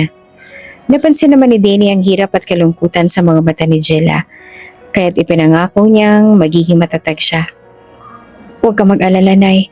Hindi kita iiwan. Lalaban tayo. Habang inaalaga ang mabuti ni Danny si Jilla, unti-unti niyang nahanap ang kanyang lakas at purpose sa buhay. Bagamat nagkaroon siya ng pagsubok, natutunan niyang magpasalamat sa bawat araw na magkakasama sila ni Jilla. Sa kabila ng mga pagluha at sakit, nagpatuloy siya sa kanyang misyon na maglingkod at mag-alaga sa matanda, na sa kabila ng kanyang kahinaan ay nagtuturo pa rin sa kanya ng mga mahahalagang aral sa buhay. Ngunit hindi nakaligtas si Danny sa mga tanong at ang pagnanais sa malaman kung ano mangyayari sa kanyang buhay sa hinaharap. Ang mga alaala ng kanyang buhay sa resto ng kanyang pagkatalo, ng mga pagkakisalamuha kay Dolores at sa mga tao roon ay patuloy na gumugulo sa kanyang isipan. Tanging ang pagmamahal ni Jilla at ang kasamahan nila sa buhay ang naging sandigan niya sa bawat araw. Habang ang mga araw ay dumadaan, ang buhay ni Danny sa piling ni Jilla ay patuloy na nagiging masalimuot. Hindi pa man siya nakaka-recover mula sa mga pagsubok na pinagdaanan. Isang lihim ang maglalantad ng bagong katotohanan na magbabago sa lahat ng alam niya. Ang ina na kanyang kinikilala ngayon, si Jilla, ay may madilim na nakaraan. Ang matandang babae na itinuring niyang ina ay may kinalaman sa isang malupit na pangyayari sa buhay niya. Si Jilla pala ang may kagagawa ng pagkidnap kay Danny. Matapos siyang tangayin mula sa kanyang tunay na pamilya, ipinagbili siya ng matanda sa isang grupo ng mga taong nagnanais kumita ng malaki mula sa kanya, kapalit ng malaking halaga ng pera. Nagawa pa nitong sunugin ang dating tinutuluyan ng totoong magulang ni Danny. Ang kanyang tunay na ina, si Dolores, ay nawala ng malay at hindi na matanggap ang pagkawala ng kanyang anak. Sa mga taon ng paghahanap ni Dolores, hindi niya kailanman nalaman na si Jilla ang pumatay sa kanyang mga pangarap at naglagay ng takot sa kanyang puso. Habang tumatagal ang araw, unti-unting nabubunyag sa isipan ni Danny ang lahat ng nangyari. Isang gabi, habang magkasama silang mag-ina ni Jilla, hindi na napigilan ni Jilla ang kanyang konsensya. Matapos ang mga taon ng pag-aalaga kay Danny, ang matanda ay unti-unti nagsimula magsalita ng mga bagay na hindi inaasahan ni Danny. Isang malalim na buntong hininga ang lumabas kay Jilla at nang tumingin siya kay Danny, isang malungkot na ngiti ang lumabas sa kanyang labi. Danny, may mga bagay na hindi ko kayang itago pa. Nais ko na rin sanang aminin sa iyo ang lahat ng ginawa ko. Kung alam mo lang na ang buhay mo, ang iyong paghihirap at ang iyong pagkakalayo kay Dolores ay dahil sa akin. Malungkot na sabi ni Jilla. Nagulat si Danny. Hindi makapaniwala sa narinig. Pakiusap, Jilla. Hindi ko kayang paniwalaan yan. Bakit mo ako pinagkaitan ng pamilya ko? Si Jill ay hindi nakatingin sa kanya. At ang kanyang mga mata ay puno ng pagsisisi at takot. Ginawa ko yan dahil sa pera, Danny. Hindi ko alam kung anong pumuwersa sa akin na magdesisyon ng gano'n, ngunit nagkamali ako. At hanggang ngayon, hindi ko kayang itama ang lahat ng yun. Pera? Lecheng pera naman yan na nagawa mong manira ng pamilya para sa pera? Nakakadiri ka. Nawala lahat ng pagmamahal ko na meron sa'yo.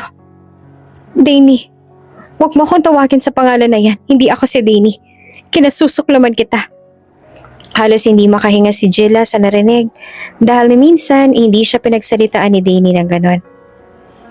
Alam mo kung anong mawawala sa'yo bukod sa akin? Respeto ko. Sa mga salitang yon, nagbukas si Danny sa isang masakit na katotohanan. Ang ina na kanyang itinuring na siyang nagbigay sa kanya ng gabay at pag-aalaga ay ang tao rin pala na nagdulot ng kanyang kalungkutan at pagkakapilat sa isang mundong hindi niya ninais. Ngunit sa kabila ng lahat ng ito, si Jilla ay patuloy na inaalagaan siya at nagpatuloy na magbigay ng pagmamahal sa kabila ng pagkakasala. Sa bawat araw na lumilipas, si Danny nahulog sa isang matinding kalituhan at galit sa kung anong desisyon ang dapat niyang gawin. Patawarin ba niya si Jilla at tanggapin na lang ang buhay na inihain sa kanya? O ipaglaban ang kanyang tunay na pamilya na nawawala at hindi alam ang kanyang kalagayan? Sa kabilang dako, si Hernan, ang asawa ni Dolores, ay patuloy na minamahal si Dolores. Walang oras na lumipas na hindi niya naaalala ang kabutihan at pagmamahal na ibinigay ni Dolores sa kanya. Ang lahat ng sakripisyo ni Dolores para sa kanilang pamilya at ang walang katapusang suporta ay hindi niya kayang palitan ng kahit anong bagay.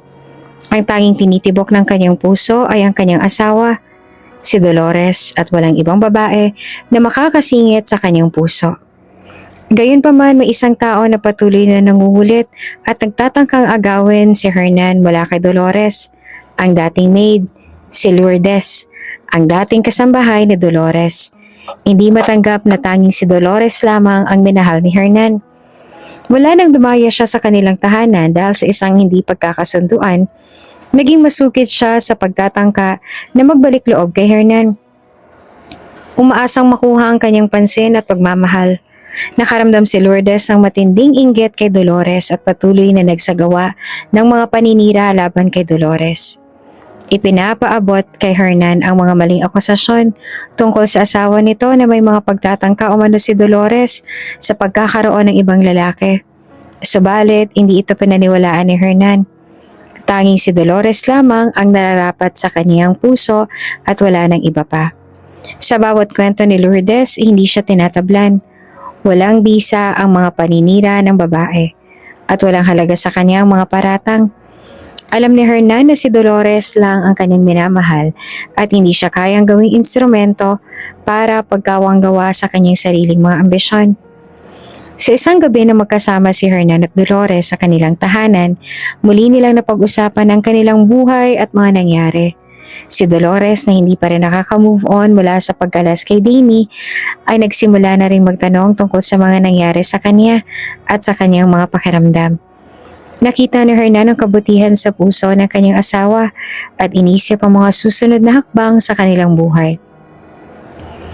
Ako nagkamali. Wala na si Danny sa buhay ko at nagkaroon ako ng kakulangan sa lahat ng mga nagawa ko. Ngunit hindi ko kayang palitan ang pagmamahal ko sa iyo, Dolores. Ikaw ang tanging nagbigay sa akin ng makulay na buhay. Wala nang iba. Hinawakan ni Dolores ang kamay ni Hernan at isang matamis na ngiti ang sumilip mula sa kanyang mga mata. Hernan, pareho tayong nagkamali. Ngunit hindi ako natatakot. Magpatawad. Kailangan nating magtulungan upang makatawid sa lahat ng pagsubok. Habang ang pagmamahal nilang dalawa ay patuloy na sumusubok, nakaupo sila na magkasama at nagplato ng kanilang hinaharap. Ngunit sa kabila ng lahat ng ito ay patuloy si Danny sa kanyang paghahanap ng katotohanan. Isang katotohanan na sa huli magpapalaya sa kanya mula sa mga tanong at lihim ng nakaraan. Habang lumilipas ang mga araw, ang relasyon ni Dolores at Danny ay nagiging mas matatag. Ang mga linggo ng paghihiwalay at mga taon ng pagkakalayo ay naging bahagi na ng nakaraan. At unti-unti nilang natutuklasan ang masayang pagmamahalan na hindi pa nila naranasan noon.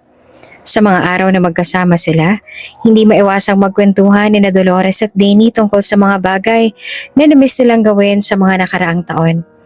Ang mga simpleng bagay tulad ng pag-aalaga ng mga halaman sa hardin, pagluluto ng paboritong pagkain ni Danny, at ang simpleng mga gabi ng kwentuhan ay nagbigay ng saya at ginhawa sa puso ni Danny. Nararamdaman niya ang pagmamahal ng kanyang ina na sa wakas ay naroon upang magbigay ng kalinga at gabay. Alam mo ba anak, sabi ni Dolores habang abala sila nagluluto. Palagi ko kayong iniisip na mag-ama, lalo na ng mga panahon na hindi kita makita. Laging may mga tanong kung buhay ka pa ba, kung nasan ka, at kung paano kita matutulungan. Nagulat naman si Danny ngunit agad siyang ngumiti. Inay, hindi ko po alam kung gaano kahirap para sa inyo ang lahat ng yan. Pero ngayon nandyan na po kayo. At sana magpatuloy tayo sa mga hakbang na yon. Sa Dolores ay tinitigan ng may pagmamahal at si Danny naman ay ramdam ang mga pagnanais ng kanyang ina na magpatuloy silang magkasama at walang sagabal at walang harang. Isang hapon matapos maghapunan, naglakad sila sa labas upang magpahangin. Tahimik at magaan ang pakiramdam ni Danny. Hindi na siya nagmamadali, tila ba ang lahat ng sakit at pagkatalo ng nakaraan ay nagsimula na maglaho sa mga gabing ito. Ngunit ang tahimik na gabi na iyon ay biglang naputol nang makita nila si Jella, ang kanyang kinikilalang ina na magkasunod na dumaan sa kalsada. Si Jella ay mabilis na lumapit kay Danny na parang walang nangyaring masama sa pagitan nilang dalawa. Ngunit sa mga mata ni Danny, isang matinding galit ang sumilip. Nagulat si Dolores ang makita si Jella. Jella, tangi na sabi ni Dolores, ngunit mabilis din itong tumahimik. Iniwasan ang mga mata ng matandang babae. Si Jella nang makita ang malapitan na si Danny, mabilis na tumakbo patungo sa kanya at ang mga kamay ay nakatambat. Parang naghihintay na yakapin siya. Danny, anak ko, nais ko lang na malaman mong mahal kita. Patawarin mo ako sa lahat ng mga nangyari. Hindi ko alam kung paano kita matutulungan pero humihingi ako ng tawad. Ngunit hindi na lumapit si Danny. Tumigil siya sa hakbang at tinitigan si Jella. Ang galit at sakit na nararamdaman niya ay tumakbo sa kanyang mga ugat. Hindi siya makapaniwala na pagkatapos ng lahat ng ginawa ni Jella sa kanya, ang matandang babae maglalakas loob pa na lumapit at makaawa ng patawad. Jella, ang tanging nasabi ni Danny, ang boses ay matalim at puno ng hinagpis. Wala na akong dapat ipaliwanag pa sa'yo. Naging bahagi ka ng buhay ko sa paraang hindi ko kayang kalimutan. Pero ngayon wala ka ng lugar sa buhay ko. Ang daming sakit na idinulot mo sa akin. At hanggang ngayon parang hindi ko pa rin kayang tanggapin lahat ng yan. Si Dolores naman ay hindi makagalaw at halos hindi makahinga sa harap ng tensyon. Tinutok niya ang mga mata kay Danny, naguguluhan at hindi makapaniwala sa narinig. Ngunit alam ni Dolores na si Danny ay may karapatang magpatawad at magdesisyon kung paano niya haharapin si Jella. Danny anak, may nagsabi ni Dolores. Huwag mong gawing magaan ang lahat ng bagay. Ipaglaban mo ang iyong sarili. At nakuha mo ng lugar mo sa buhay natin ngunit naiintindihan ko ang nararamdaman mo. Si Jella ay patuloy na nakatayo sa harap ni Danny at ang mga mata ng matanda ay puno ng kalungkutan. Hindi ko alam kung paano pang maaari kong gawin. Wala akong magagawa kundi magmakaawa at humingi ng tawad. Na sana kahit papaano magkaroon tayo ng pagkakataon na magbago. Ngunit hindi pa rin tinanggap ni Danny ang mga saloobin ni Jella. Mahal ko po si Inay Dolores. At ang pagmamahal na nararamdaman ko sa kanya hindi mo kayang palitan. Nagkamali ako nung tinanggap kita bilang ina. At nagkamali ako ng maraming beses. Pero hindi ko na kayang balikan ang nakaraan. Si Jella ay napaluha na lamang at kahit alam niyang hindi na siya makakabalik sa buhay ni Danny, hindi niya maiwasang magsisi. Ngunit hindi siya magtatagal sa ganoong sitwasyon. Si Danny, napagpasyahan niya na walang makakapigil sa kanya. Wala na po ako masasabi pa sa inyo, Jella. Ang tanging magagawa ko na lang ay magpatuloy sa buhay ko at patawarin ang sarili ko. Sana po'y matutunan niyo rin na patawarin ang sarili ninyo. Ang malungkot na lamang na sabi ni Danny bago iniwasan ang matandang babae at naglakad palayo. Ang mga salitang binitawan ni Danny ay hindi nakatulong kay Jella. Tumangi siya at napaupo sa tabi ng kalsada, nag-iisa at puno ng pagsisisi. Si Dolores naman ay nagtataglay ng kalungkutan sa puso, ngunit pinili niyang magpatuloy. Bawat takbang nilang magkasama ni Danny ay puno ng pag-asa. At kahit pa puno pa ng sugat, alam niyang ang mahalaga ay maling magsimula ng tama. Habang naglalakad sila palayo, hinawakan ni Dolores ang kamay ni Danny. Mahal kita, anak. Lalaban tayo. At sa paglakad nila magkasama, tila ba ang mga tanong ng nakaraan ay dahang-dahang nawawala. At ang mga pangarap ng isang mas maliwanag na bukas ay muling sumilip sa kanilang mga mata. Habang lumilipas sa mga araw, patuloy na bumangon at nagsimulang maghilom ang sugatang puso ni Danny. Ang relasyon nila ni Dolores ay naging mas matibay at sa bawat hakbang nilang magkasama, naaalala nilang mga taon ng paghihirap at mga pangarap na sa wakas ay nagsimulang magkatotoo. Ngunit hindi maiwasang dumating ang mga pagsubok at ang mga hamon mula sa nakaraan ay nagiging isang matinding laban para sa kanila. Isang araw habang nag-uusap sila ni Dolores sa sala, nagdesisyon si Dolores na magsampa ng kaso laban kay Jella, ang matandang babae na kumupkop kay Danny noong siya'y bata pa. Ang puso ni Dolores ay puno ng galit at sakit dahil sa mga ginawang kasinungalingan at pagpapahirap sa kanyang anak. Ang DNA test na nagsabing sila nga ay mag-ina ay nagpatibay ng kanyang mga hinala at nagpapalakas ang kanyang mga hangarin na makuha ang katarungan para kay Danny. Hindi ko na kayang palampasin pa ito, anak. Ang malungkot na sinabi ni Dolores habang nakatingin sa mga papel ng mga legal na dokumento sa kanyang kamay. Gusto ko nang magbayad siya sa lahat ng ginawa niya sa'yo. Hindi mo deserve ang lahat ng sakit na ibinulot niya sa'yo. Tinutok ni Danny ang mga mata kay Dolores. Nakita naman niya ang buong determinasyon sa mga mata ng kanyang ina, ngunit ramdam din niya ang kabigatan ng mga salitang binitiwan nito. Si Dolores naman na sa mga nakaraang linggo ay nakakaramdam na ng matinding saya at pagmamahal, ngayon ay nagsisimula ng makaramdam ng galit sa matandang babae na itinuturing niyang kalaban. Pero inay, hindi ko na kaya magpatuloy pa, ang sabi ni Danny. Ang boses ay malungkot ngunit matatag. Alam ko na ang lahat ng sakit na iniwasan ko at ayoko madagdagan pa ang galit na nararamdaman ko. Hindi ko alam kung paano ko siya haharapin kung magpapakulong tayo o maghahanap ng katarungan. Si Dolores ay naginagpis sa sinabi ni Danny. Minsan nahirapan siyang tanggapin na ang mga pagsubok sa kanilang buhay ay patuloy na nagpapahirap sa kanila. Ngunit hindi siya bibigay at hindi siya susuko. Ang mahalaga sa kanya ay ang kaligayahan ni Danny at kung kinakailanganin niyang labanan si Jella upang protektahan siya, gagawin niya ito. Naiintindihan ko, anak. Ang malungkot na sagot ni Dolores. Nais ko lamang na maprotektahan ka at gusto ko lang na mawala ang lahat ng takot at sakit na nararamdaman mo. Ngunit kung hindi ka pa handa, wala akong karapatan na pilitin ka. Nagtaglay ng malalim na katahimikan ng buong kwarto. Tila ba ang lahat ng mga problema ay nabulabog sa kanilang mga isipan. At ang hindi pagkakaintindihan ay tila nagbukas ng mas malalaking katanungan. Si Danny ay nakaramdam ng matinding tensyon at pagkalito. Alam niya ang ginagawa ni Dolores ay para sa kanya. Ngunit may isang bahagi ng kanyang puso na nagsabi na hindi pa siya handa na muling harapin ang nakaraan. Habang ang mga ito ay nag-uusap, si Jella naman ay patuloy na mag-isa.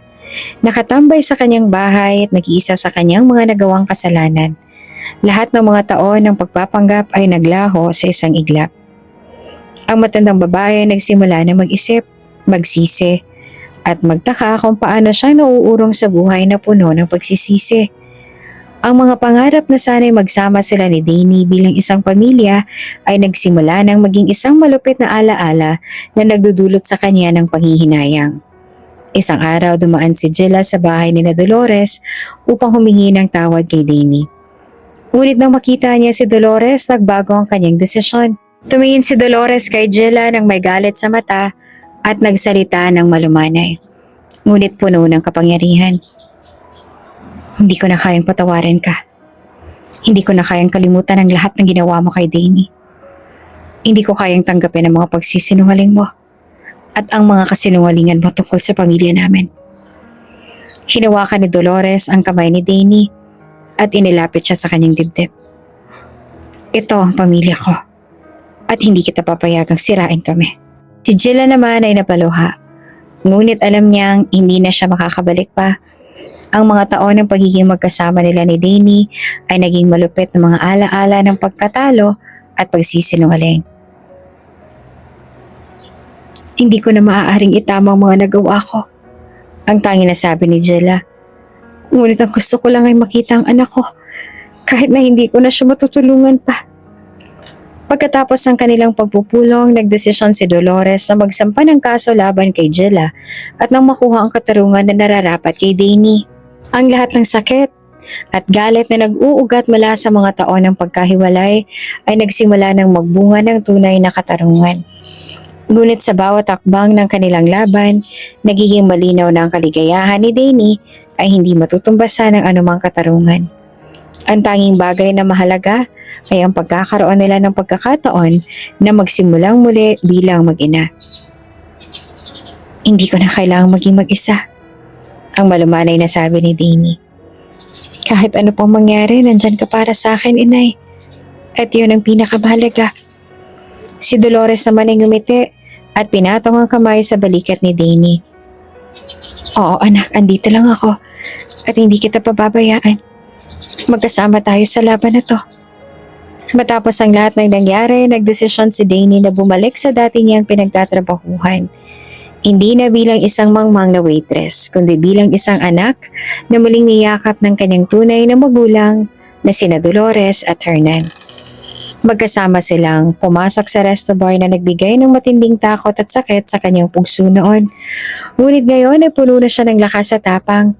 Handa nang ipaglaban ang kanyang karapatan at ang kanyang halaga.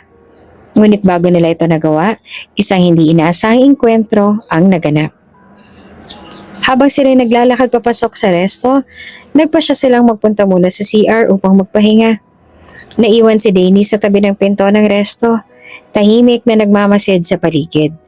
Patuloy na binabalikan ng kanyang mga alaala ang lahat ng masasakit na karanasan. Ngunit bigla na lang may isang boses na tumawag sa kanya. Uy, nandyan ka pala, Danny. Baliw ni Cassandra. Ang dating kasama sa resto na isa sa may naglalait-lait at nagsalita ng masasakit na salita kay Danny. Kasama pa nito ang manager na may mga matang tila nagsisisi, ngunit malayo pa rin sa pagkakaroon ng malasakit. Uy, bakit andito ka? Akala ko ba tapos ng karera mo dito? Tsaka, isa pang kapal naman ng mukha mo na bumalik pa dito. Lumingon si Danny at nakita ang mga mata ni Cassandra na puno ng pang-aalipusta. Ano? Bumalik ka para magsilbi muli sa amin? Sa bagay, pwede naman. Bagay naman talaga sa'yo. Bagay sa'yo utos-utusan kasi utu-utu ka naman. Wala ka ng patutunguhan, Danny. Hindi ka bagay dito. Walang mangyayari sa'yo. Mga hampasupang katulad mo, nako, dapat sinisipa palabas dito. Dagdag pa ni Cassandra habang naglalakad papunta sa kanya. Ang boses ay puno ng pangungutya. Dumating naman ang manager dati ni Danny. Buisit ka. Ikaw naman talagang may kasalanan nito eh. Pero okay lang naman dahil hindi naman ako natanggal. Tsaka tingnan mo naman, Danny, kung nasan ka at nasan ako. Lupa ka lang at hanggang dyan ka lang at hindi ka na makakaalis pa. Nagpatuloy pa ang kanilang mga pang-aalipusta at biro. Tila hindi pa rin natuto ang mga ito sa mga nangyari. Habang patuloy sila nagsasalita, hindi naman nakaramdam si Danny ng galit. Sa halip ay tumahimik na lang siya. Hinayaan ang kanilang mga salita na dumaan. Alam niyang hindi na niya kayang saktan pa ang mga ito. Ngunit bago pa man magpatuloy ang kanilang pang-iinsulto, narinig na nila ang mga yapak ng mga taong lumapit. Agad na bumalik sina Dolores at Hernan. Nang makita ni Cassandra at ang manager ang dalawang tao, ang kanilang mga mukha ay nagbago. Nagulat sa pagkakakita kay Hernan, ang tunay na ama ni Danny, at kay Dolores na matapang na nakatayo sa tabi ng anak na si Danny. Mabuti naman at nagkita na kayo. Natanggap niyo naman na siguro ang memo ko, di ba? Agad na akala mo tuta kung tumango ng sabay ang dalawa. Alam niyo na rin na ngayong araw ko ipapakilala ang anak ko. Muling sabay na tumango ang dalawa.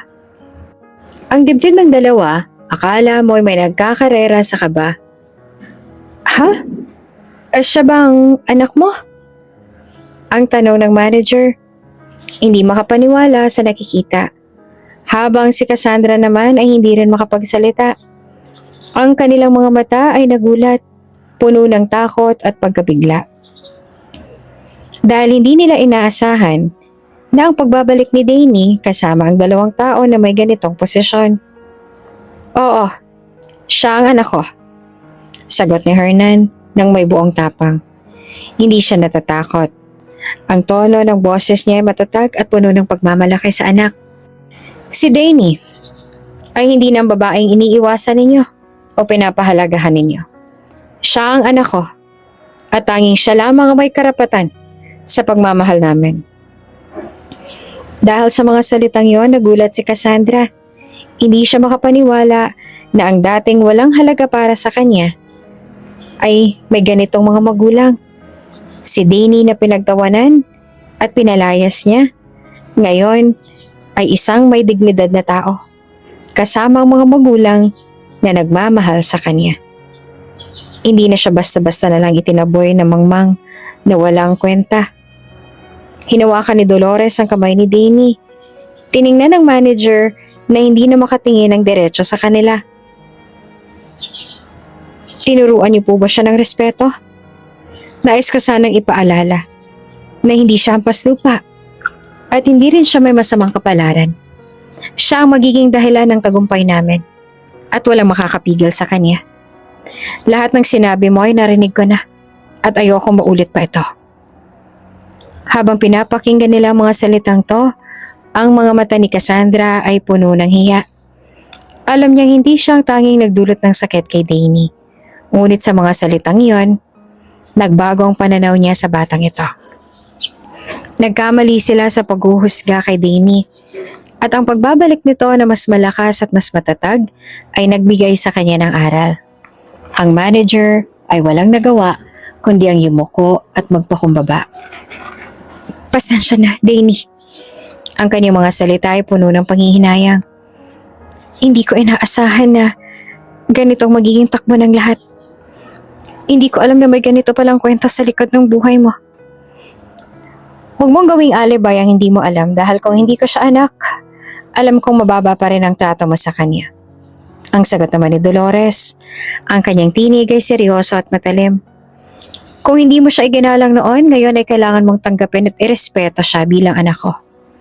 Walang dahilan para maging ganito ka sa kanya. At lalo na sa narinig ko. Hampas lupa, si Danny. Tingnan mo ang sarili mo. Sir Hernan na hindi nakatingin sa manager nagpatuloy. Ang importante ngayon na magpatuloy tayo. Hindi na kami babalik sa lugar na to bilang biktima. Bumalik kami dito bilang pamilya. Isang pamilya na nagmamahalan, nagsosuportahan, at handang magsimula ng bagong buhay. Si Danny naman ay nakatayo sa tabi nila. Ang kanyang puso ay puno ng bagong lakas. Hindi na siya ang batang nawala ng direksyon, kundi isang babae na may mga magulang na handang magbigay sa kanya ng pag-ibig at suporta na hindi niya naranasan noon. Habang sila'y naglalakad palayo, ang mga mata ng mga empleyado ng resto ay hindi makatingin kay Danny. Si Cassandra ay hindi nakapagsalita at ang manager ay hindi alam kung ano ang sasabihin. Tanging ang mga mata ni Danny at Dolores ang nagsasalita, puno ng lakas, pagmamahal at bagong pag-asa para sa kanilang pamilya. Habang sina Dolores, Hernan at Danny ay bumalik sa resto kung saan siya dati nagtatrabaho. Agad itong naging sentro ng usapan ng mga empleyado Ang presensya ng kanyang mga magulang ay nagdala ng kakaibang aura sa lugar, isang kombinasyon ng takot at pagkabighani. Ngunit higit sa lahat, ito rin ang naging dahilan upang muling mag-cruise ang landas ni Danny at ang dati niyang amo na si Miss Regina. Isang babaeng kilala sa kanyang pagiging istrikta at walang pusong pagtrato sa mga tauhan niya. Habang nasa gilid si Danny, naghihintay sa kanyang mga magulang na pansamantalang umalis upang mag-CR, napansin ni Miss Regina ang kanyang presensya. Sa likod ng amo ay naroon si Cassandra na tila ba palaging nakasunod at sumasang-ayon sa lahat ng sinasabi nito. Aba, ani Miss Regina na may halong panilibak sa boses. Ikaw na naman pala, Danny. Hindi ka pa rin ba natututo? Akala ko ba tapos na tayo sa kwento mo dito? Nagkibit balikat si Cassandra at biglang sumabat. Oo nga at wala ka naman na pala dito, Danny. Ano bang ginagawa mo ulit dito? Nangihingi ng awa. Tahimik si Danny, ngunit kita sa kanyang mga mata ang galit na pilit niyang pinipigilan. Sa isip niya, wala siyang balak patulan ng dalawa. Ngunit tila hindi natutuwa si Miss Regina sa kanyang pananahimik. Sabihin mo nga sa akin, Danny, patuloy ni Miss Regina. Bakit hindi mo nalang tanggapin na wala kang patutunguhan? Isang hampas lupa ka na walang mararating sa buhay. Tapos ang kapal pa ng mukha mong bumalik dito. Hindi na napigilan ni Danny ang kanyang sarili. Humarap siya kay Miss Regina at ang kanyang mga mata ay puno ng determinasyon. Hindi ako nandito dahil sa inyo, kundi dahil sa sarili ko. Hindi ko na kailangang patunayan ng kahit na ano sa mga katulad ninyo. Sa sarili mo? Ani Cassandra, na tumatawa ng may panunuya. Ano bang meron sa'yo, Danny? Akala mo ba dahil lang sa may mga kasama kang mukhang may kaya, bigla ka na lang aangat sa buhay? Ngunit bago pa makasagot si Danny, bumalik na mula sa CR sina Dolores at Hernan. Nang makita ni Miss Regina ang dalawa, biglang nagbago ang ekspresyon niya. Mula sa pagiging palaban ay tila naging maamong tupa ito. Magandang hapon po, ani Miss Regina. Pilit ang ngiti. Pasensya na po kung hindi ko kayo napansin agad. Ngunit hindi rin nakaligtas kay Dolores ang mga narinig niya bago pa sila lumapit. Tumayo siya sa harap ni Miss Regina at sinimulan nitong tanungin. Anong sinasabi mo sa anak ko? Ang tono niya ay malamig ngunit may halong galit. Anak? Nauutal na tanong ni Miss Regina. Hindi ito makapaniwala. Si Danny po bang tinutukoy ninyo? Oo. Sagot ni Dolores, diretso ang tingin sa kanya. Siya ang anak namin ni Hernan. At narinig ko mga masasakit na salitang binato mo sa kanya. Anong karapatan mong husgahan ng anak ko? Halos mandait si Miss Regina sa harap ni Dolores. Pasensya na po, Ma'am Dolores. Hindi ko po alam. Yun nga ang problema eh. Singit pa ni Hernan, na ngayon ay nakatingin din kay Miss Regina. Hindi mo alam, pero napakadali mong mahusga. Ang anak namin ay mas may dignidad at integridad kaysa sa kahit sino sa lugar na ito. Habang nagaganap ang komprontasyon, si Cassandra naman ay tahimik na nakatayo sa likod ni Miss Regina. Hindi alam kung ano ang gagawin, ngunit hindi ito nakaligtas kay Dolores. At ikaw, sabi ni Dolores, itinuturo si Cassandra. Isa ka rin sa mga may makagagawan kung bakit ang anak ko ay nakaranas ng pang-aapi. Walang-wala kang karapatang magsalita ng masama laban sa kanya. Hindi na nakapagsalita si Cassandra, halos maiyak ito sa hiya. Samantalang si Miss Regina ay patuloy na humihingi ng tawad. Pasensya na po talaga, Ma'am Dolores, Sir Hernan, sabi ni Miss Regina. Kung alam ko lang po na anak niyo si Danny, hindi ko na dapat siya trinato ng ganun. Doon ka nagkakamali, sagot ni Dolores. Hindi mo siya dapat tratuhin ng ganun kahit hindi man namin siya anak. Ang bawat empleyado ay may karapatang irespeto. Tumango naman si Hernan. At dahil dyan hindi namin mapapalagpas ang ginawa mo sa anak namin. Ngunit sa halip na tanggalin ka sa pwesto mo, bibigyan ka namin ng isa pang pagkakataon. Gamitin mo ito upang itama ang mga mali mo na gawa. Labis ang pasasalamat ni Miss Regina, ngunit hindi niya maitago ang takot na baka hindi niya na maibalik ang tiwala ni na Dolores at Hernan. Pagkatapos ng tensyonadong eksenang iyon, Tahimik na nagpasya sina Dolores, Hernan at Danny na umalis. Ngunit bago siya tuluyang lumabas ng resto, humarap si Danny kay Miss Regina at Cassandra. Hindi ko ginagawa to para sa inyo. Sabi ni Danny, ang boses ay matatag. Ginagawa ko to para sa sarili ko. Sana matutunan niyo ang halaga ng respeto. Hindi lamang sa akin, kundi sa lahat ng tao. Tahimik na iniwan ng mag-anak ang resto. Iniwan ang isang aral na magbabago sa buhay ni na Miss Regina at Cassandra. Sa araw na iyon, muling napatunayan ni Danny na ang kanyang lakas, hindi lamang bilang anak ni na Dolores at Hernan, kundi bilang isang babae na hindi kailanman magpapatalo sa kahit sino. Habang may mga taong nananatiling galit o naiinggit sa pagbabalik ni Danny, hindi naman maikakailang meron din namang natutuwa sa kanyang muling pagbisita sa dati niyang pinagtatrabahuhan. Isa na sa kanila ay si Mang Tonyo, ang matagal ng cook sa resto na palaging mabait kay Danny noong siya nagtatrabaho pa roon. Aba, Danny! Sigaw ni Mang Tonyo habang abala sa pagluluto sa kusina. Agad siyang lumapit sa gilid ng serving counter para batiin si Danny. Hindi mo alam kung gaano kita na-miss dito. Kamusta ka na, iha? Abay, ang laki na ng pinagbago mo. Ibang-iba na ang aura mo, ha? Ngumiti si Danny. Halatang natuwa sa pagbati ng matanda. Kamusta po kayo, Mang Tonyo? Na-miss ko rin po kayo. Hindi ko po akalain na nandito pa rin kayo hanggang ngayon. Tumatanda na pero lumalaban pa rin. Biro naman ni Mang Tonyo sabay tawa. Pero ikaw ha, mukhang malayo nang narating mo. Iba ang dating mo ngayon. Alam kong hindi ka bumalik dito para maging waitress lang ulit. Tumawa rin si Danny. Hindi po talaga. Bumalik lang po kami dito kasi gusto ni na mama at papa na makita ang lugar na to. Abay, masaya akong makita kang masaya, iha. Sagot ni Mang Tonyo. Alam ko noon pa na hindi para sa'yong manatili dito. May mas maganda kang kinabukasan. Pero hindi ko rin nakakalimutan ang sipag mo habang nandito ka pa.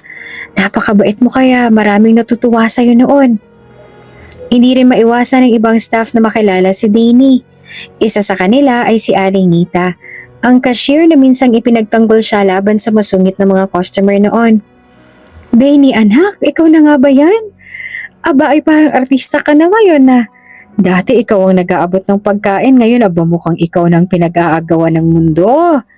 Naku, Aling Nita, hindi naman po. Sagot pa ni Danny. Halatang nahihiya pero masaya. Kayo pa rin po ang lagi nakangiti kahit ganong ka-stress dito. Kung ganitong makikita kita ulit, bakit hindi? Sagot ni Aling Nita. Sana lang hindi ka magbago sa kabila ng lahat. Ikaw pa rin yung mabait na batang natutunan naming mahalin dito. Habang patuloy ang usapan nila, naroon naman si Dolores at Hernan na tahimik na nakamasid sa gilid. Napansin ni Hernan kung paanong magiliw ang mga tao kay Danny at ito ay nagdala ng ngiti sa kanyang muka. Dolores, sabi niya sa asawa. Mukhang hindi lamang tayo nakakaalam kung gaanong kabuti ang puso ng anak natin. Kitang-kita mo naman kung paano siya mahalin ng mga tao dito. Tumango si Dolores. Alam ko may mabigat siyang pinagdadaanan noon. Pero nakakatuwang malaman na hindi niya nakakalimutan ng mga taong nagiging mabuti sa kanya. Iyan ang anak natin, Hernan. Habang patuloy ang masayang kwentuhan, biglang may pumasok na customer sa dati rin naging malapit kay Danny, si Ginoong Roberto. Isang regular na customer noon na palaging humihingi kay Danny ng dagdag na sarasa sa kanyang order. Nang makita niya si Danny, halos hindi siya makapaniwala. Danny, ikaw ba talaga yan? Tanong ni Ginoong Roberto habang iniabot ang kanyang bayad kay Aling Nita. Opo, Sir Roberto. Sagot ni Danny na nakangiti. Kamusta na po kayo? Aba, parang kailan lang ikaw ang nag-aabot ng pagkain ko dito ah. Sabi naman ni Ginoong Roberto. Aba ngayon ay parang ibang-iba na, parang bigatin ka na iha. Pero kahit ano pa man ang narating mo, sana alam mong marami nagpapasalamat sa'yo dito. At isa na ako doon. Napuno naman ng saya at nostalgia ang resto sa muling pagbabalik ni Danny. Ang init ng pagtanggap ng mga taong tunay na may malasakit sa kanya ay nagbigay ng kasiguraduhan na sa kabila ng mga pagsubok, ang kabutihan ay laging mananaig. Habang tinitingnan niya sina Dolores at Hernan, Alam nila ang kanilang anak ay hindi lamang nagtagumpay, kundi napanatili rin ang kababaang loob at pagmamahal sa mga taong naging bahagi ng kanyang paglalakbay. Sa huli, nagkaroon ng pagkakataon si Danny na magdesisyon tungkol sa kinabukasan ng mga taong minsang naging bahagi ng kanyang nakaraan. Sa kabila ng mga kasinungalingan at kasamaan ng kanyang kinilalang ina, napagdesisyonan niyang huwag na itong kasuhan. Tumayo si Danny sa harap nito sa huling pagkakataon upang magbigay ng huling salita. Alam ko na kung anong ginawa mo noon, sabi ni Danny. Ang boses ay kalmado ngunit matatag. Alam ko ang sakit na dulot ng pagkakahiwalay ko sa aking totoong pamilya. Pero sa kabila ng lahat, hindi ko kayang ibalik ang galit na yan sa'yo.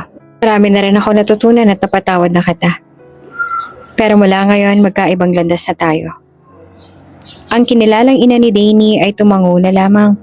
May luha sa kanyang mga mata. Patawarin mo ako, Danny. Hindi ko kayang ibalik ang mga nasira akong taon.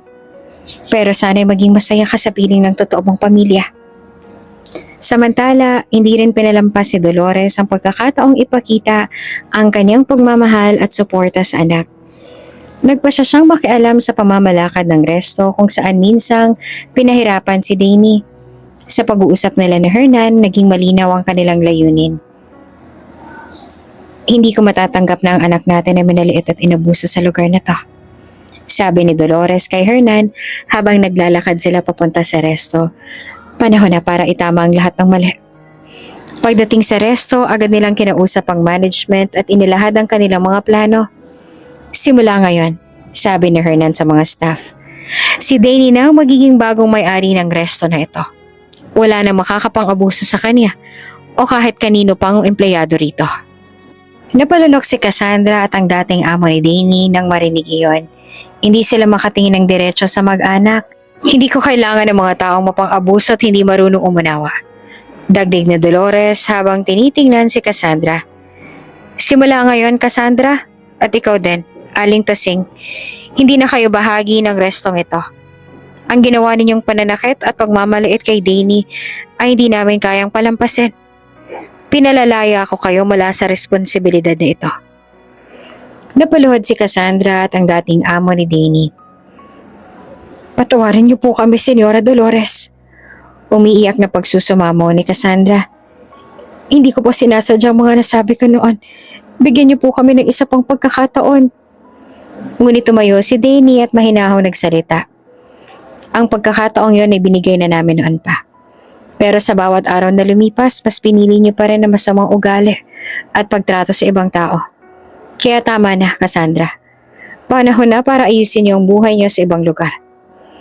Umiiyak naman si Cassandra habang dahang-dahang lumabas ng resto kasama ang dating amo ni Danny.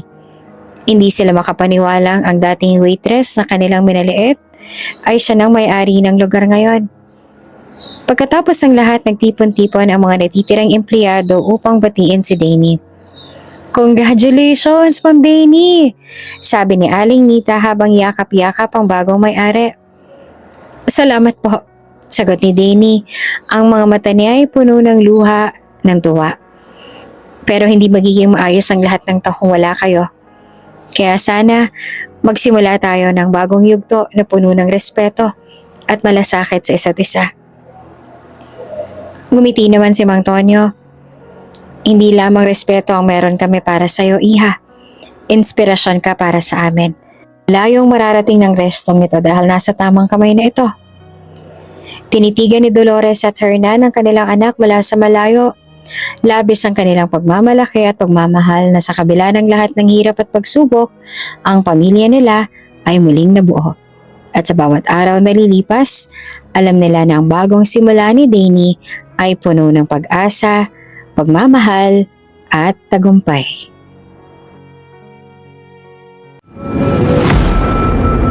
Kung bago ka pa lang sa channel na ito, Ate Jane TV, huwag kalimutang pindutin ang notification bell and subscribe button.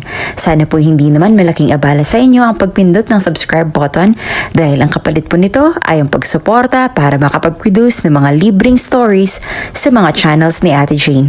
Maraming salamat!